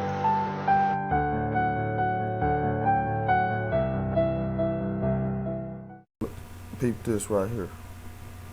This is the type of stuff, a lot of the stuff sharing and I'm building with y'all on is things that I seen too many times. Too many times.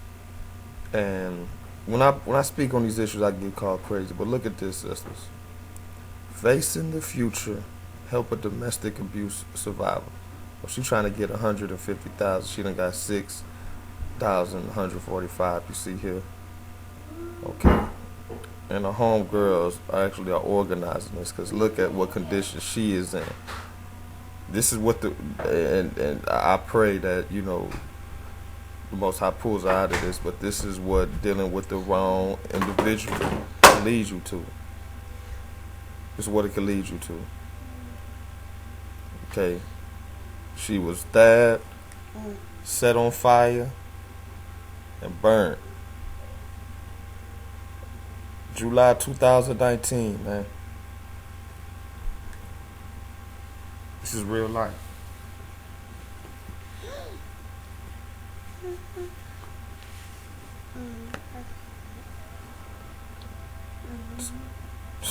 I don't even know. I don't have words for this, man.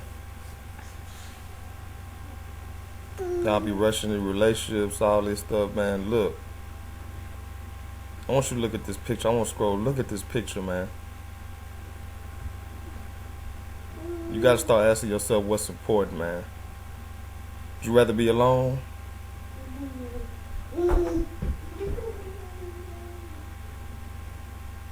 We just watched some movie last night about this, man.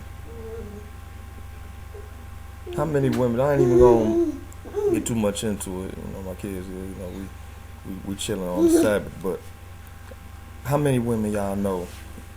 You don't have to, you know, comment or nothing, but if you do, please do. That been involved in domestic abuse, where they almost lost their life. I had to go to the hospital. How many?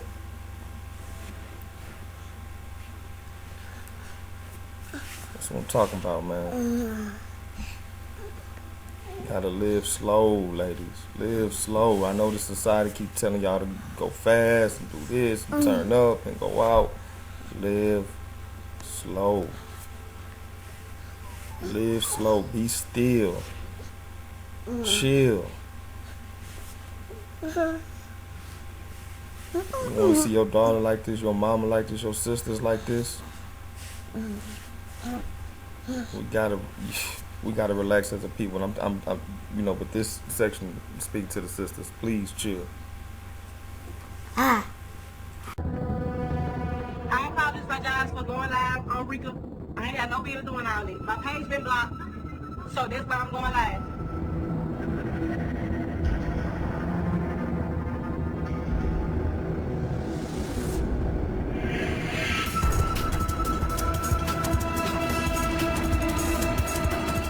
I was across the street, but I can see everything that's going on, and I know my daughter's in now.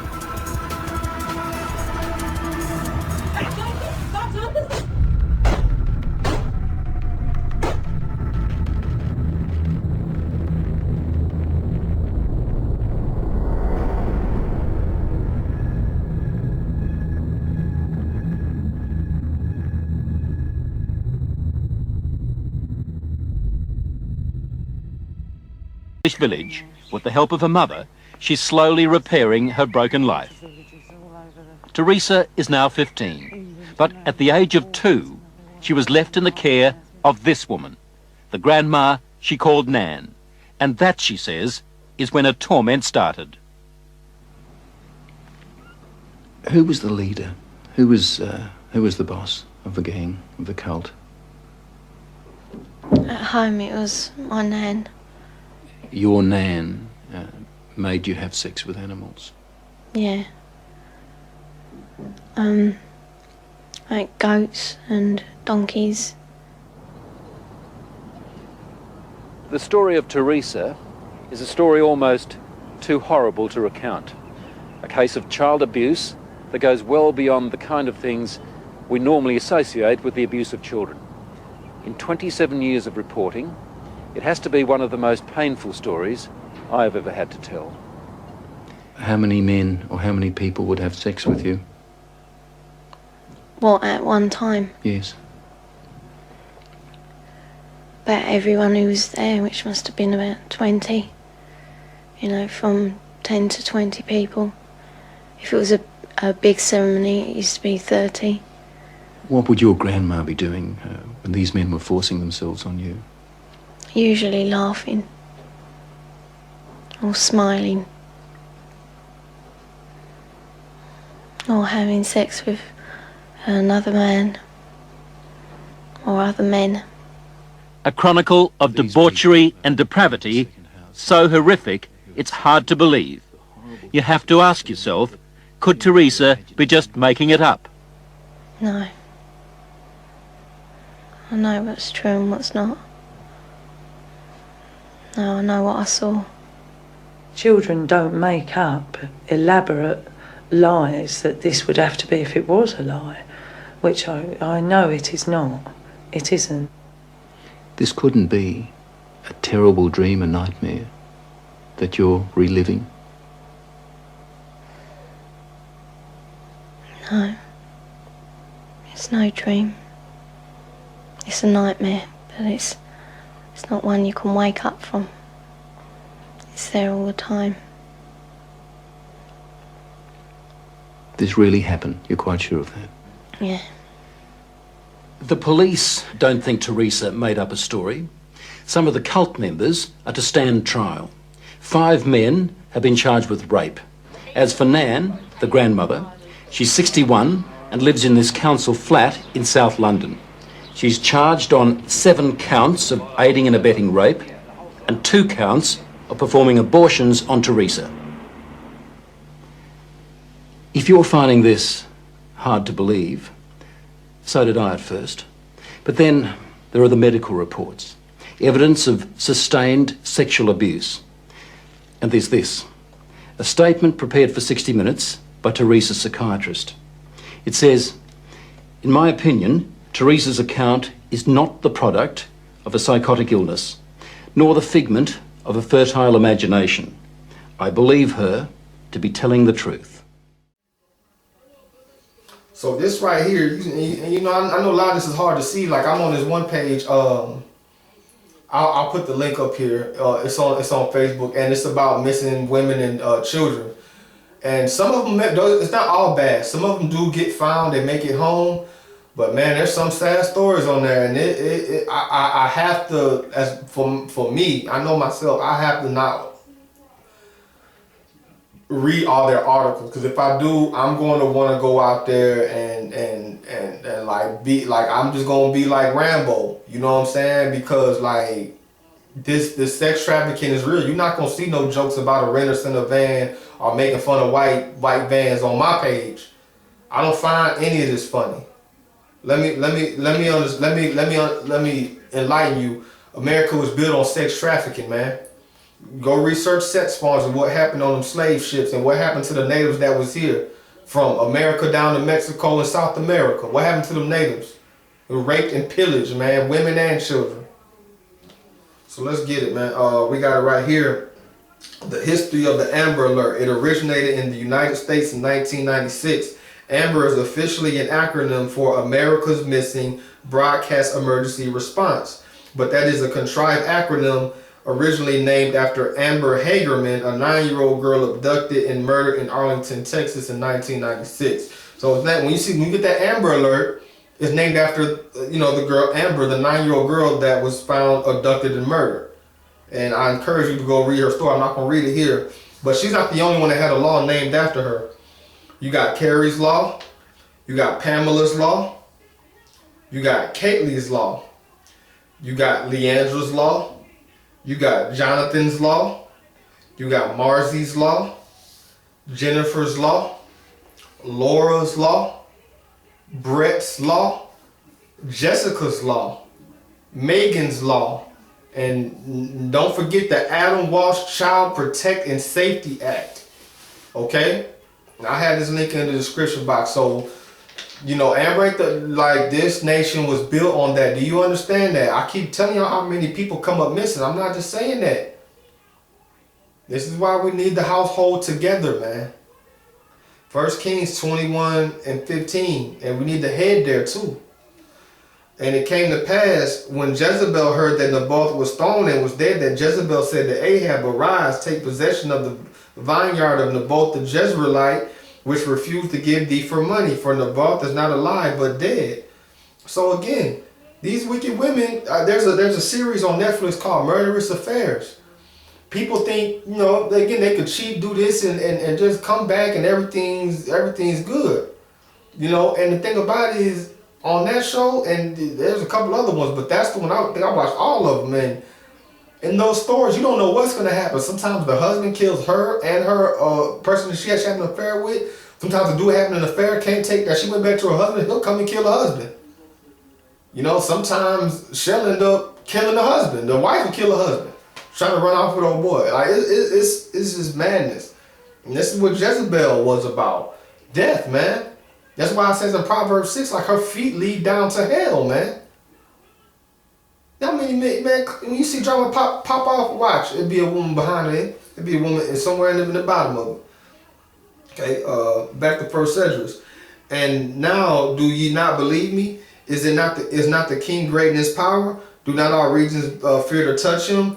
Yet did I see him in Apame, the king's concubine, the daughter of the admirable Bardicus, sitting at the right hand of the king, and taking the crown from the king's head and setting it upon her own head. She also struck the king with her left hand.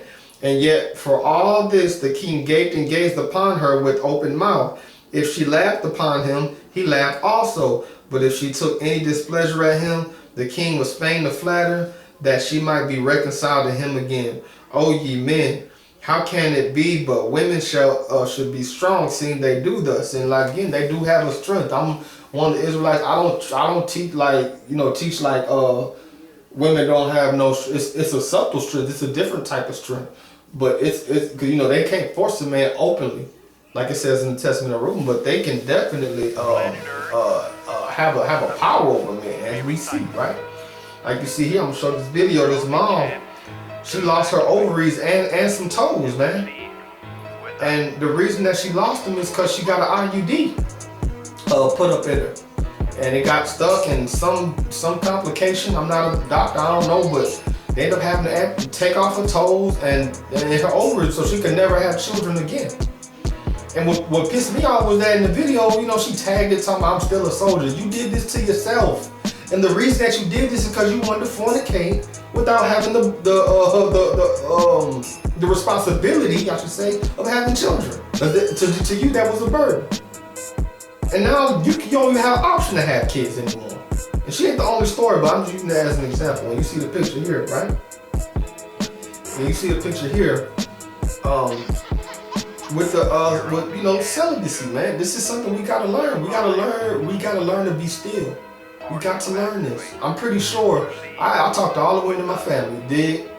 I'm not gonna put your name out there. Talk to all of them and you know, just speak. This is wow, a long time ago. I just talked to them, asked them about their first time, and if they can do something different, they would have waited. All of them said yes. It wasn't even had to think about it. We have to learn that. We have to learn to deal with self and love self. A lot of us out here, we don't really love ourselves.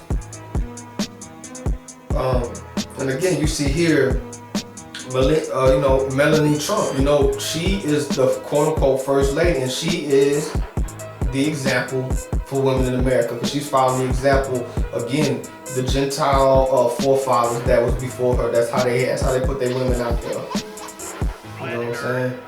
And it says 1 Timothy 5 and 6. And you see all the women that are stars, you know, these celebrities, especially the black ones, they all have those scantily clad photos in some magazine. If they big and famous, $20 million, they got some scantily clad naked photos out there. I don't care who they are, especially the blue lady though. But she that liveth in pleasure is dead while she liveth. So that's what it is. Like, it's, again, you offered that fruit of pleasure. But it's easy. Yeah, go be a stripper. Yeah, go do this. Yeah, go do porn. Yeah, go do this. You see what Megan Thee Stallion said? Oh yeah, I'm gonna do this. And then try to turn around and say, oh, I'm not gonna do this. Then she back doing that. Because that's, the world is in their heart, man. Testament of Reuben, chapter 2, verse 15 and 16. I'm gonna read two verses here talking about the strength of a woman. It said, for moreover, concerning them, the angel of the Lord told me and taught me that women are overcome by the spirit of fornication more than men. You see that pleasure? Is that fruit is the pleasure? And in their heart plot against men, and by means of their adornment, they deceive first their minds. So first, sisters deceive their own minds, right? By means of their adornment, All those self, we looking at self, right? And by the glance of the eye instill the poison, and through the accomplished act they take them captive. So they get a man to look at their beauty too, and through the accomplished act of fornication, now they take him captive. And then she could tell him do anything. Oh, well, you know, I had a problem with old boy. Oh, who? Okay, I'm gonna go. And somebody end up, like grandma used to say, one end up in jail, one end up in hell, right? Verse 16. For a woman cannot force a man openly, but by a heartless bearing she beguiles him. And again, we're done in society with wicked men, wicked women falling off to this culture of fornication. That's what it is. It's not rape culture that we're dealing with in the U.S. It is, but it's a culture of fornication that was pushed, and that the people are pushing themselves now. So now it falls back on the kids. Now we got out of control kids. It didn't come from nowhere. We're looking at the game tape. Y'all understand what I'm saying? So let's watch some of this game tape. Daniel, what was you talking about? Daniel, fucking get smart with me. I didn't get straight up. Daniel, I thought she was. She said that I was getting smart with her. I'm not even.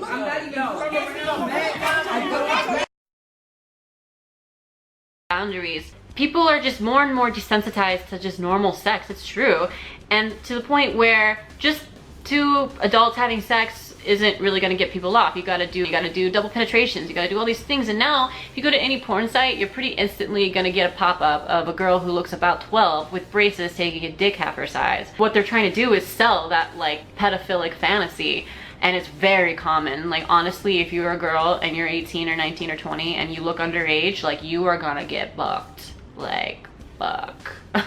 They just want the most extreme things they can think of. I was on this set once in Florida. Florida is known for this like thriving amateur industry. Like so many of these very young looking 18-year-old girls are coming from Florida, and I grew up in Florida, and it's because that culture is backwards as fuck probably. That's what I can say. I get a last minute booking for a scene. No one really told me anything. I didn't even know who I was working with, and I didn't usually care when it came to girls because they just are less problematic than guys for me. Let's leave it there. And when I get there, you know, we're getting makeup and stuff, the girls get there and they're literally like, they weren't just 18. They were 18 in December. They had both just turned 18 within the past couple weeks. Like literally these girls should have been in high school at this time. Like they literally should have been sitting in a desk. Like this wasn't the weekend. This was like a Monday. Why weren't you fucking in your senior year of high school? Like what is going on? And like, no, oh, we dropped out. We dropped out of high school to do porn.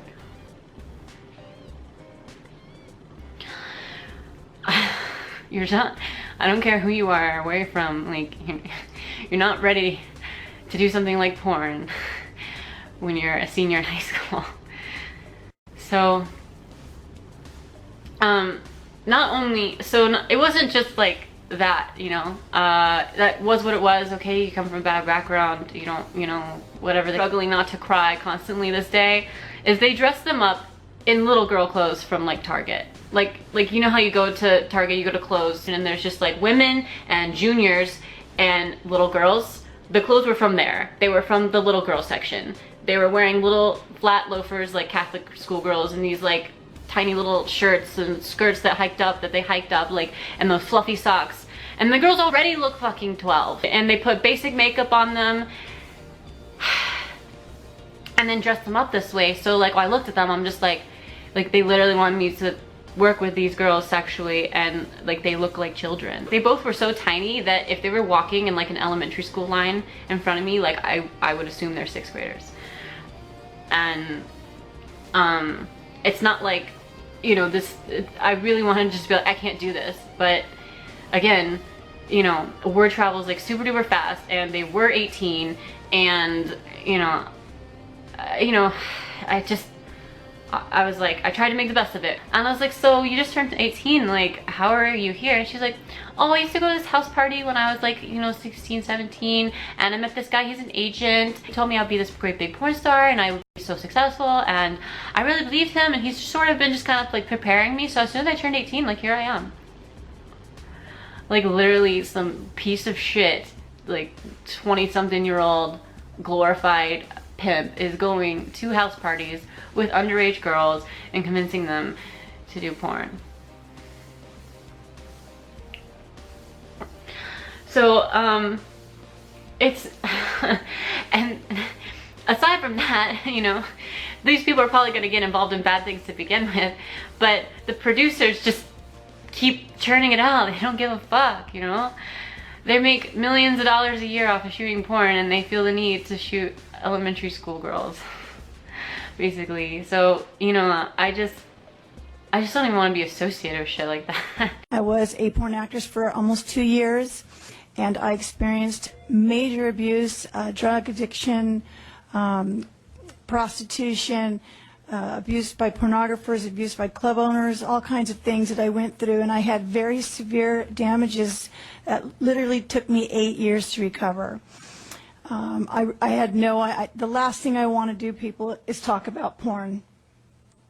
But you know what, I went back to the industry and saw that there was a lot of other people like me. I counsel these women, I spend time with them, and they end up just pouring their hearts out and sharing with me the same exact things I went through. Some of the things that I have learned working with them is that they suffer from a wide range of mental illnesses.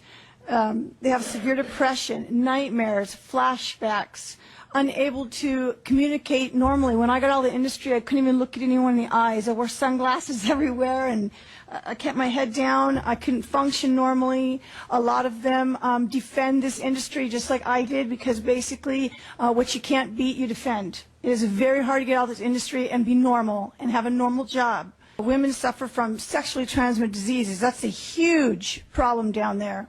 I really don't think the state understands the problem. But even their own clinics admit that approximately 66% are herpes carriers. Other porn actresses blatantly admit that, you know, more like 90% have STDs and herpes, HPV, which leads to cervical cancer. I know I have dealt with early cervical cancer and had to have a cone biopsy, which is a removal of part of my cervix. Other women I work with have actually had their entire cervixes removed and can no longer have children. And prostitution is very prevalent. In fact, they're also blatant. They have websites right online that are called porn star escorts, and they make about $1,000 to $1,500 an hour, and they actually prefer to do that instead of work on a set for 8 hours where you're being degraded and abused and sometimes beat up and, you know, slapped and spit upon and called all kinds of degrading names where they can make the $1,500 in an hour. So yes, porn stars are prostitutes too, and I'm just going to be bold and say that. And they all admit it. It's not hard to find all this information online. Anyone can go find it. So obviously that leads to all kinds of crimes and rapes. I've had, they're actually, a lot of the girls complain that the pornographers or porn producers set them up for scenes, and then they turn out to be what you call privates, where they show up and there's no cameras. And a lot of the girls are like, wait a minute, I didn't sign up for this. And they're like, no, you signed a 1-year contract with us, and you're going to do what I say. Otherwise, I'm going to send cease and desist papers out to the other agency. You can't work. I've had women tell me they've had scissors inserted inside them on the set. Okay, and this is very true. I have a lot of this information on my website. These women have been bold to stand with me today to tell the truth. No one can talk about this because they're scared. You know, you think it's not easy for someone, they're frightened that someone's going to hurt them, they're being threatened all the time. And it's only because I had a very strong recovery and a very supportive family that I can even sit up here and tell you the truth about what's going on. There's also major drug and alcohol abuse. I was addicted to alcohol and meth. We used meth, we used cocaine, ecstasy on the set. Heroin's the big thing now. Also prescription drugs. I know the name of the doctor in the valley, in the San Fernando Valley, that you can go to him anytime you want and he'll give you prescription drugs. The doctors are making huge money off these people, obviously. Many of them have problems with lack of education and job skills. People always say, why can't they get out? I'm like, most of them, a lot of them, I won't say most, a lot of them did not graduate high school or very young, 18, 19-year-old girls who are promised glamour, fame, and fortune. Especially with the internet, they're being lured in by pornographers and porn producers. We'll make you famous, you'll be rich, you only have to do this. When they get there, you're going to do this instead.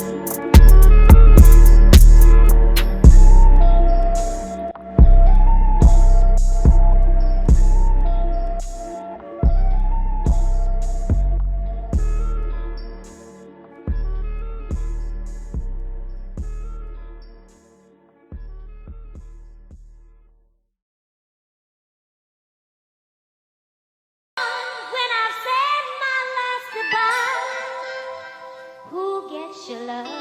Who gets your love?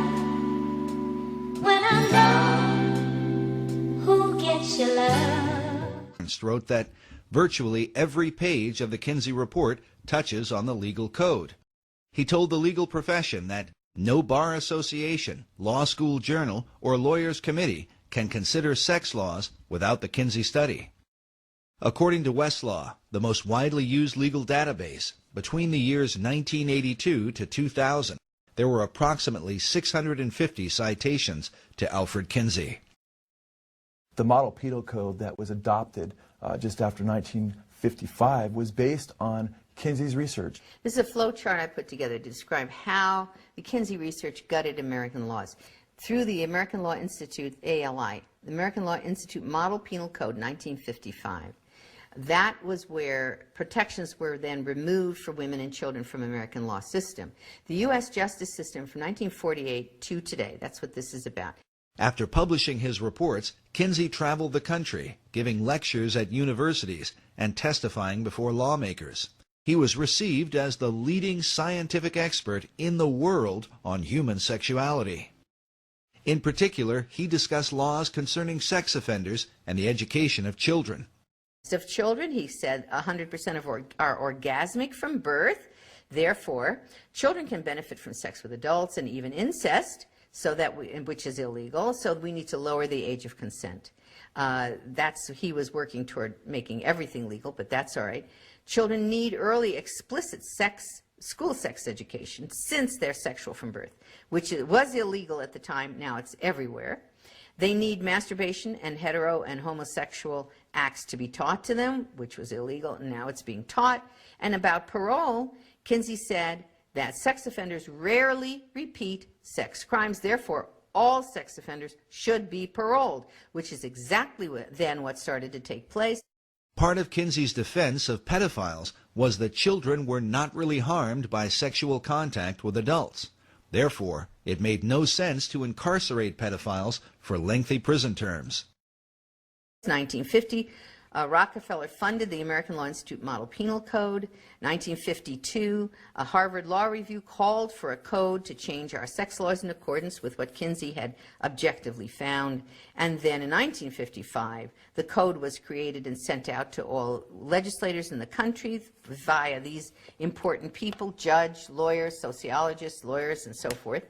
And from there, that went the ALI model, the sex offenses section, sent to states all over the country, adopted all or in part beginning in 1956 here and moving on to Illinois, to Minnesota and so forth, and all other states of the Union. As Dr. Reisman noted, the Model Penal Code was financed by the Rockefeller Foundation. Get uncomfortable during the interview. Did he make it clear in the report that the conclusions on the sexual capacity of 317 children were based solely on the evidence of one sexual criminal? No, he suggested that it may have been from 3 or 4. I don't think that is a particularly important difference. Kinsey... But isn't that conspicuously misleading? I think he was misleading. I think that he I'm sorry, you don't policy think he was misleading? Forgive me? Yes, I think he was misleading, but I don't think it was a misleading of any consequence. He was concerned about his maintaining confidentiality. Throughout his volumes, he tended to avoid drawing attention to any particular individuals. It's not significant that the conclusions of a study on the sexual responses of children come solely from a man who really has who's a deviant? Doesn't he have a skewed perception of child sexuality? Well, that was just one type of evidence. Next, the journalist asks why it took so long to discover that the information came from a single pedophile, rather than multiple pedophiles, as Kinsey had reported. Bancroft's only answer is to say that he worked it out once he became the Kinsey Institute director. Why did it take so long to set the record straight? When I got to the Kinsey Institute and these accusations were continuing, some people were expressing, some otherwise reasonable people were beginning to worry about these accusations and saying, well, now, how is it that if he's got information from 3 or 4 men, he can standardize it in such a way that it goes into a table, unless somehow or other he's trained these men to make these observations. People were beginning to express that concern, therefore I decided to look more closely at the source of information, and that's when I realized that actually, as far as those tables were concerned, the information all came from this one man who had been collecting this information in an extraordinarily methodical way throughout his life since about 1917. And you knew of this for how long? That it was that Kinsey was misleading in this? I worked out that there was one man involved soon after I came to the Kinsey Institute, and shortly after that we issued a press statement from Indiana University making this point clear. So, I'm sorry. That was at the beginning of September. What the criticism is also, and it's significant, is that Alfred Kinsey was guilty of academic dishonesty, and if the Institute if the Institute would have been more forthright, the people from the political and religious right wouldn't have the kind of ammunition that they now have to try to not only discredit Kinsey, but the teaching of sex education in schools. There is no reason to say that Kinsey has been dishonest. He probably had a good reason for obscuring whether it was 1 or 3 men. That is a minor detail. The minor detail of Kinsey's data may have had a major impact on America's children, especially when one considers that now, decades later, 1 in 4 teenage girls are currently infected with some kind of sexually transmitted disease. And according to the White House Office of National AIDS Policy, in the U.S., it is estimated that 2 young people aged 13 to 25 are infected with HIV each hour. Each hour. Is this the devastating fruit of Kinsey's sexual revolution? Furthermore, should Americans trust information about child sexuality from child molesters who were raping kids? As Dr. Bancroft has admitted, Kinsey's pedophile data directly impacts sex.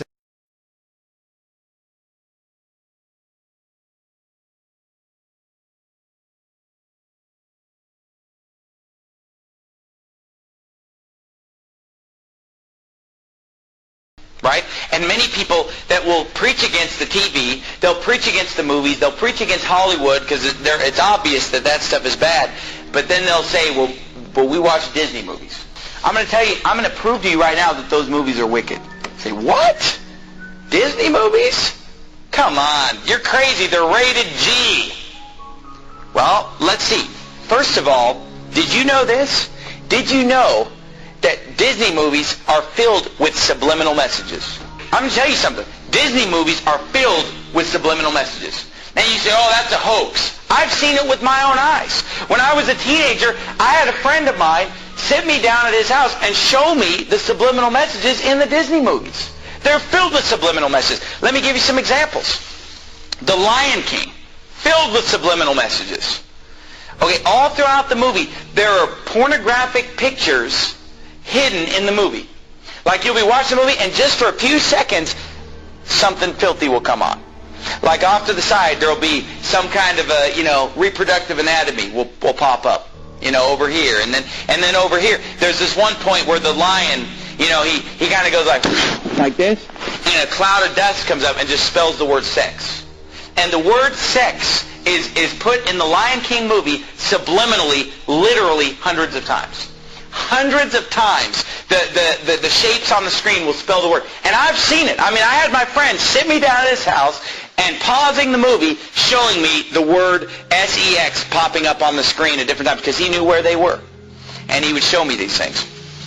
Another one, and they all are filled with it. Aladdin is another one. In the movie Aladdin, there's a part in the movie where the guy, what's his name, Aladdin? And then, what's that? Is the main character named Aladdin, right? The young guy in the movie? Okay. Aladdin, and then what's the girl's name? You are watching these. You are busted. But, Jasmine, right? There's a point in the movie where he tells Jasmine to take all her clothes off. But you don't even know it unless you know it's there. You listen to it, and he mumbles it kind of under his breath. Come on,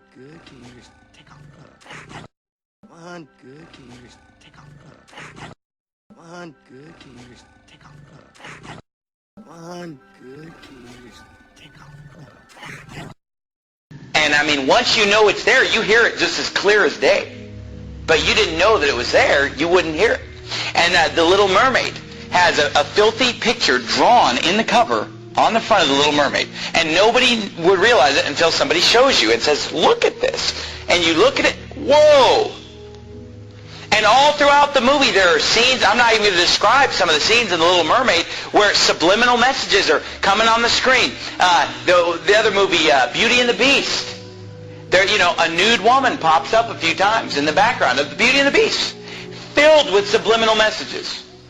Your kids are watching it, and their mind is maybe not even seeing it, but it's going into their subconscious.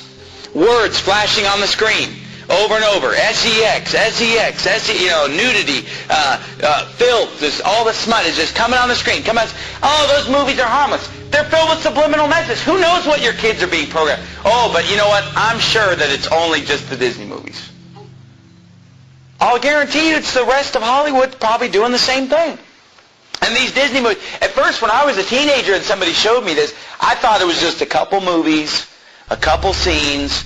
But you know, as time has gone on, I've realized that virtually every Disney movie is packed with hundreds of subliminal messages to program the minds of your children.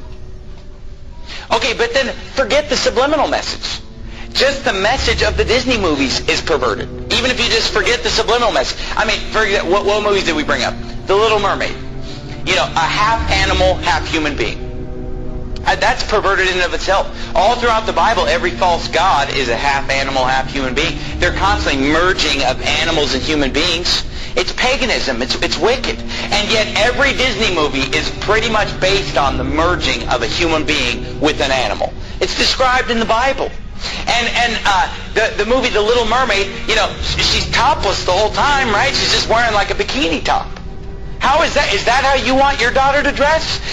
Oh, but there's no cussing, there's no nudity. Do you want your daughter going around in a bikini top? Is that modest apparel? Is that what Jesus Christ would have you to wear, ladies? No. The movie's filled with Satanism, witchcraft. There's some, Ursula, some witch that's casting spells and using sorcery and demonism. Oh, pretty innocent, right? All of them are filled with it. Take Beauty and the Beast. Beauty and the Beast is a movie about a woman who falls in love with an animal. Yeah. And in the movie they keep acting like, well, he's just ugly. He's not ugly, he's an animal. You know, you can look at a guy that's ugly, but there's a difference between being ugly and being a beast, being an animal. And if you've seen the cartoon, it's an animal. Yeah. It's like a dog, or something. It's like a big dog man or something. I mean, it's clearly an animal, and yet she falls in love with him while he's an animal. You know, only when she kisses an animal does he become a human being. It's perverted. It's sick. And in the movie Beauty and the Beast, the whole first half of the movie is these prostitutes in the town that are dressed just half naked, dancing around, you know, admiring this guy, the big, strong, handsome guy. I don't know the movie. I don't know. You know, I saw it like 10 years ago or something. But all these girls are dressed indecently. They're obscene in their gestures, subliminal messages, and then the whole movie is basically just exalting a certain physical standard of appearance. And you know, all of TV and all of movies does this, and yet that's the one thing that independent Baptists seem to accept for their kids. Come on, it's Disney. Come on, lighten up. Are you fanatic? Are you crazy? I guess I am. Every Disney movie has a slant. It has a perverted theme. It has a perverted, whether it's Beauty and the Beast or The Lion King with soundtracks sung by queer Elton John. The Lion King, which has queer characters in it. Walt Disney even said that Simba and Pumbaa were their first openly queer characters because they act so queer in the movie.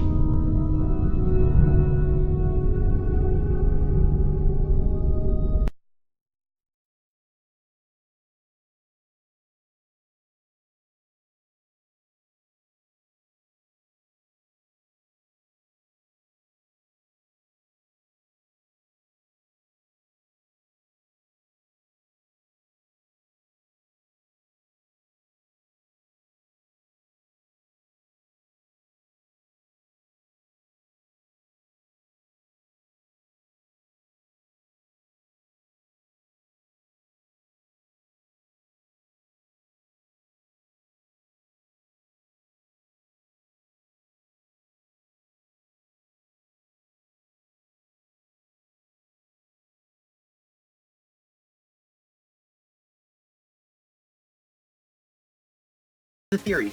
Those who watch Doug should be very familiar with his quirky and slightly odd next-door neighbor, Mr. Dink.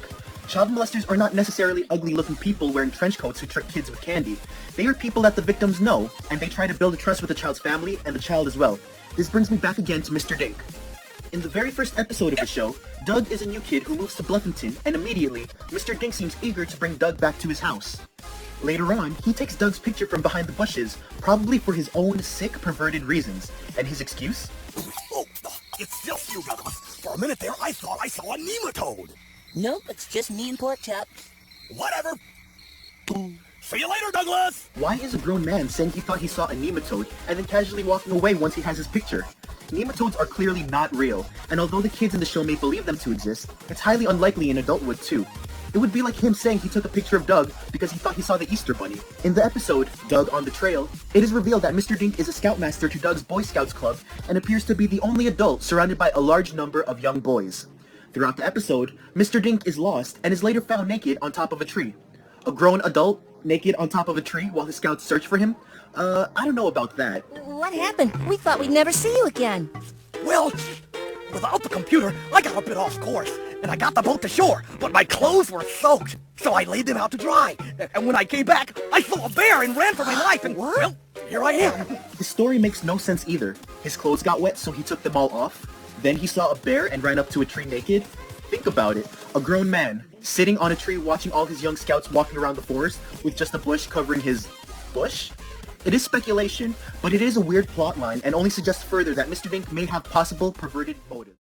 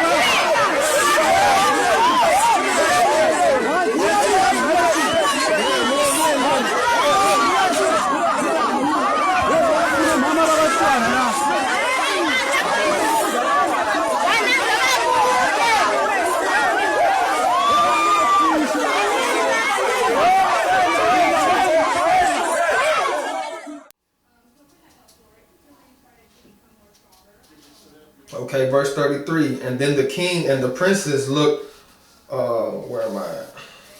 I got too many papers here.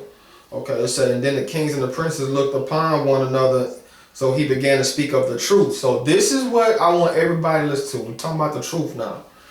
Deuteronomy 23:17, there shall be no whore of the daughters of Israel, nor sodomite of the sons of Israel. As you see, you watch any of these shows, especially these black reality shows, we got whores and sodomites. These brothers is as beta males. You know, they made the Ahab man attractive. Ahab is not a David. They're dating the Ahab thinking they got a David. No, you got an Ahab. Hosea 4:14, I will not punish your daughters when they commit whoredom, nor your spouses when they commit adultery. For themselves are separated with whores, and they sacrifice with harlots. Therefore the people that doth not understand shall fall. So this is what happened. Like I read what the priest dealing with Ashtoreth, the priest fell, the men of Judah fell, and of course the northern kingdom was already fell off. He's like, okay, well, since that's what y'all want to do, I'm not going to punish your women when they do this, because you're doing it. You're doing it. Well, eventually all of us got punished. But yeah, this is what happens at the head when you drop the ball. Okay? And sisters follow that.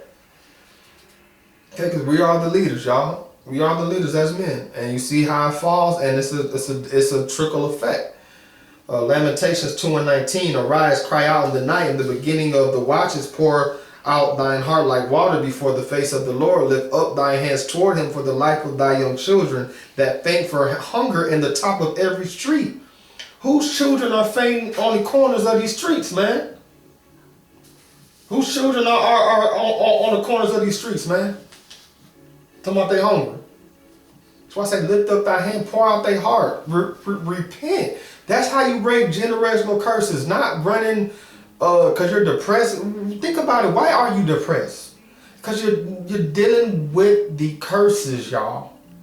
You're dealing with this harsh servitude that we've been put under, and you can't smoke, smash, fornicate, whatever you want to call it, drink, pill pop, snort your way out of this. You can't do it. You're just gonna add. You putting a band-aid on a bullet wound. And really a disease band-aid, because that's going to add more problems to it. Okay, so now we're going to get into the truth. So that's the truth of the matter. Okay, but now we're going to finish out with section 4. First Esdras 4 through 34 through 40 and through 37. Sorry.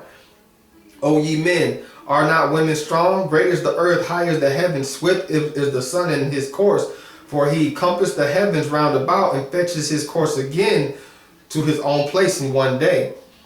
Is he not great that maketh these things? Okay, so the Most High is greater than all of that. He's the one controlling the orbit of the sun across this flat plane, this earth, this planet. Therefore, great is the truth and stronger than all things. The truth, y'all. All the earth crieth upon the truth, and the heaven blesseth it. If the work shake and tremble at it, and with it is no unrighteous thing. This is the Ruach. Ain't nothing unrighteous with it. Wine is wicked. The king is wicked. Women are wicked. All the children of men are wicked. And such are all their wicked works, and there is no truth in them. And their unrighteousness also they shall perish. So flesh wasn't made to live forever. We all, that's saying, we ain't wicked. It's basically saying we all fall short. Of course, not everybody is wicked, you know what I'm saying? But we all fall short, period. Wisdom of Solomon 7:28, for a higher loveth none but him that dwelleth with wisdom. That's what I say in the beginning, the Kakamawa, which is Hebrew for wisdom. Yeah, she is wisdom, okay?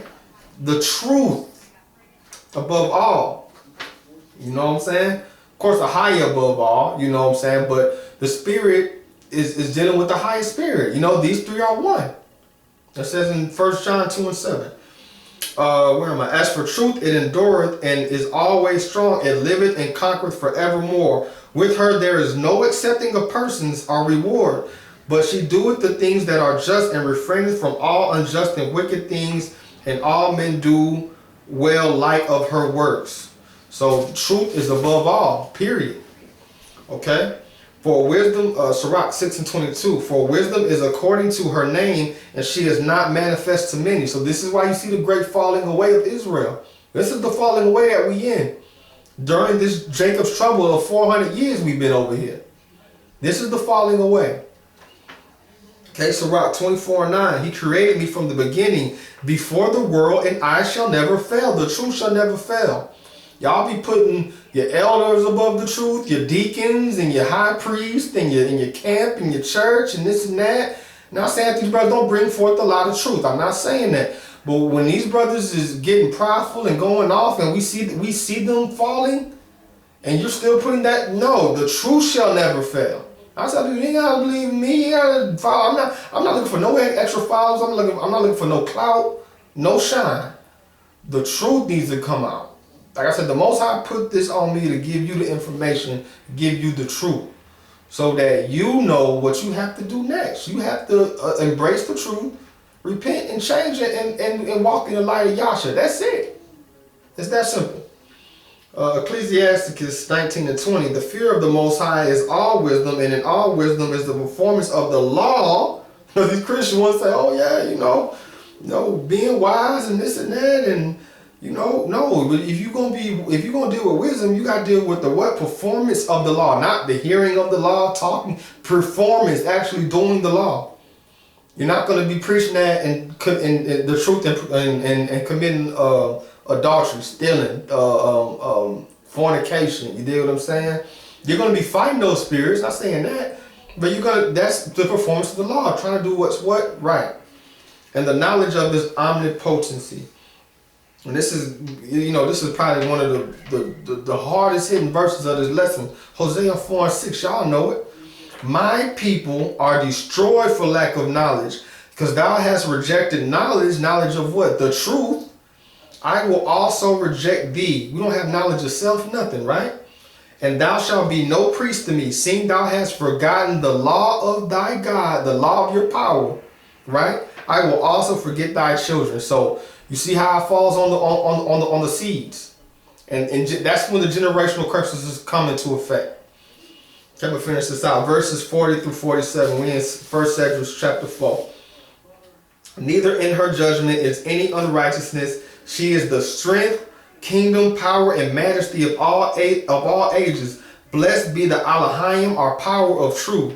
And with that he held his peace. And all the people shouted and said, great is truth, and mighty above all things. Then said the king unto him, ask what thou wilt, more than is appointed in the writing, and we will give it to thee, because thou art found wisest. Thou shalt sit next me, and shalt be called my cousin. Now, there's some black people. When we cool, so my cousin. I got so many cousins, but he spoke the real. All glory to the Father higher. And then he said unto the king, remember thy vow, which thou vowed to build Jerusalem in the day when thou camest to thy kingdom, and to send away all the vessels that were taken out of Jerusalem, which Cyrus set apart when he vowed to destroy Babylon, and to send them again thither. So again, that truth was spoken, building in that truth. Now what happened? We get to rebuild as a nation. Do y'all see how deep you see why I had to do this? This is deep, man. This is what we got to build with. It said, thou hast also vowed to build up the temple which the Edomites burned when Judea was made desolate by the Chaldees. Do y'all see this? The Edomites burned our temple. Didn't what they did also in 66 AD? You see, there's nothing new under the sun, right? And now, so that's what I'm saying. People talking about going back to the land and fleeing and all this. You need to spiritually escape Babylon before you do anything. Before you do anything, you need to spiritually repent of all this stuff in Babylon, change and it's for the better. It's for the better. It's for your family. It's for you. It's for the Most High. It's for the kingdom. Because it's the what? It's the truth. So people going to be leaving it. That's why some people going to be behind a tree, like I said, Isaiah 66, eating a rat and pig. Because they haven't left here spiritually yet. Okay, it says, where am I? And now, O Lord the King, this is that which I require and which I desire of thee, which is the princely liberality proceeding from thyself. I desire, therefore, that thou make good the vow, the performance whereof thine own mouth thou hast vowed to the King of heaven, the Most High power. Then Darius the king stood up and kissed him and wrote letters for him unto all the treasurers and lieutenants and captains and governors, that they should safely convey on their way both him and all those that go up with him to build Jerusalem. So you know what? When we embrace the truth is bigger than kings. It's bigger than wine and partying and all that and having fun and then whoop the woo, yeah. Not to say you can't have no wine and have fun. Not saying, we ain't gonna have no kings and as far as we ain't gonna have people that, gonna be up, like leaders, I should say, excuse me, I'll say leaders, you know what I'm saying? Women, I'm not saying, don't have no wife or all that, but I'm saying the truth is above all of it, period, and it's going to reign supreme. People want to get mad at the judgment that's coming and thinking that, a new elected president gonna change that, or thinking that because they know these prophecies that's gonna change that, but they're not walking in truth. Nah, man, it's the performance of the law in truth above everything. That's the prophecy of this lesson. It's the knowledge of the truth and using that knowledge as you act. Because you can, man, a lot of people, they want to sprinkle here, sprinkle there, and then put in their own 2 cents and live like. We gotta look at the game tape. That's what we've been doing. We've been taking a little bit of the Father's truth and sprinkle it in with paganism, and look where it got us. We have to return to the truth, because when the sky cracks open, everybody gonna wish that they was in the truth. I'm just gonna leave on that note. So with that being said, man, shalom, man, y'all keep up the good fight. We're getting ready. I believe next week or coming up soon. I'll put the dates up there. We got the Feast of Dedication coming, because I don't know when it's going to be uploaded. But, you know, y'all check out apbeats, .net, ap-beats.net. I keep the calendar up there. I'm going to be updating, doing a lot of things. Check out my current events page. I got all my Ox and Aquas, my partners. They doing they thing on there. With music and I mean all type of Hebrew gear and things of that nature. Y'all go check that out. And also don't forget, you know, Elephant in the Room is still out. You know what I'm saying? I got it free out there on Bandcamp. You check out the page volition.bandcamp.com, and y'all, man, you know what I'm saying? Y'all just enjoy it and, you know, fellowship amongst each other, and let's walk in this truth. Let's get our villages back. That's what I want. I want our villages back. I want them strong bricks. You dig what I'm saying? So all that being said, all glory to the Father. Salute to my brethren and my sisters and out there, and may the Most High keep you. All right, shalom.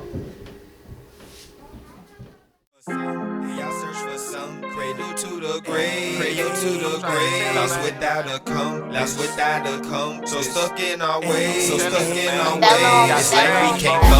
like we can't function, without the profane, This world is crazy, fam. Rated A grade, A scam. I could imagine, mean if I could imagine, be at war like that old Bush family. Just looking back, try playing the role, did enough acting. Much hassle, cry later to the ones laughing. Where I'm from, guns blasting, where kids run. When death call, I seen a young answer. Some may make it home from the club after. Party just baffled, I just spoke to him, man, it just happened. Had all my downfalls and trespasses. Lord forget a blunt passing, cut classes, drug traffic. I understand the sun shining, the sun black, the blood moons, they want Jasher. Them was Israelite woman at them school dances. Sorry for the lust factor of a young bachelor. Tried to tell them, but they love passion. And the world love too. They don't trust that or they y'all search for some. Y'all search for some. Cradle to the grave. Lost without a come. So stuck in our ways. It's like we can't function, without the profane. This world is crazy, fam. Rated A grade, A scam, man. Niggas set you up, born over. Meet your mama at your wake with both arms open. Please excuse if I'm misinformed on it. Many of my peers camera poor focus until the cell doors closed. Was under the impression that the more sold us, when it was really way more than just a short notice. Of course, homie, who resource hold it.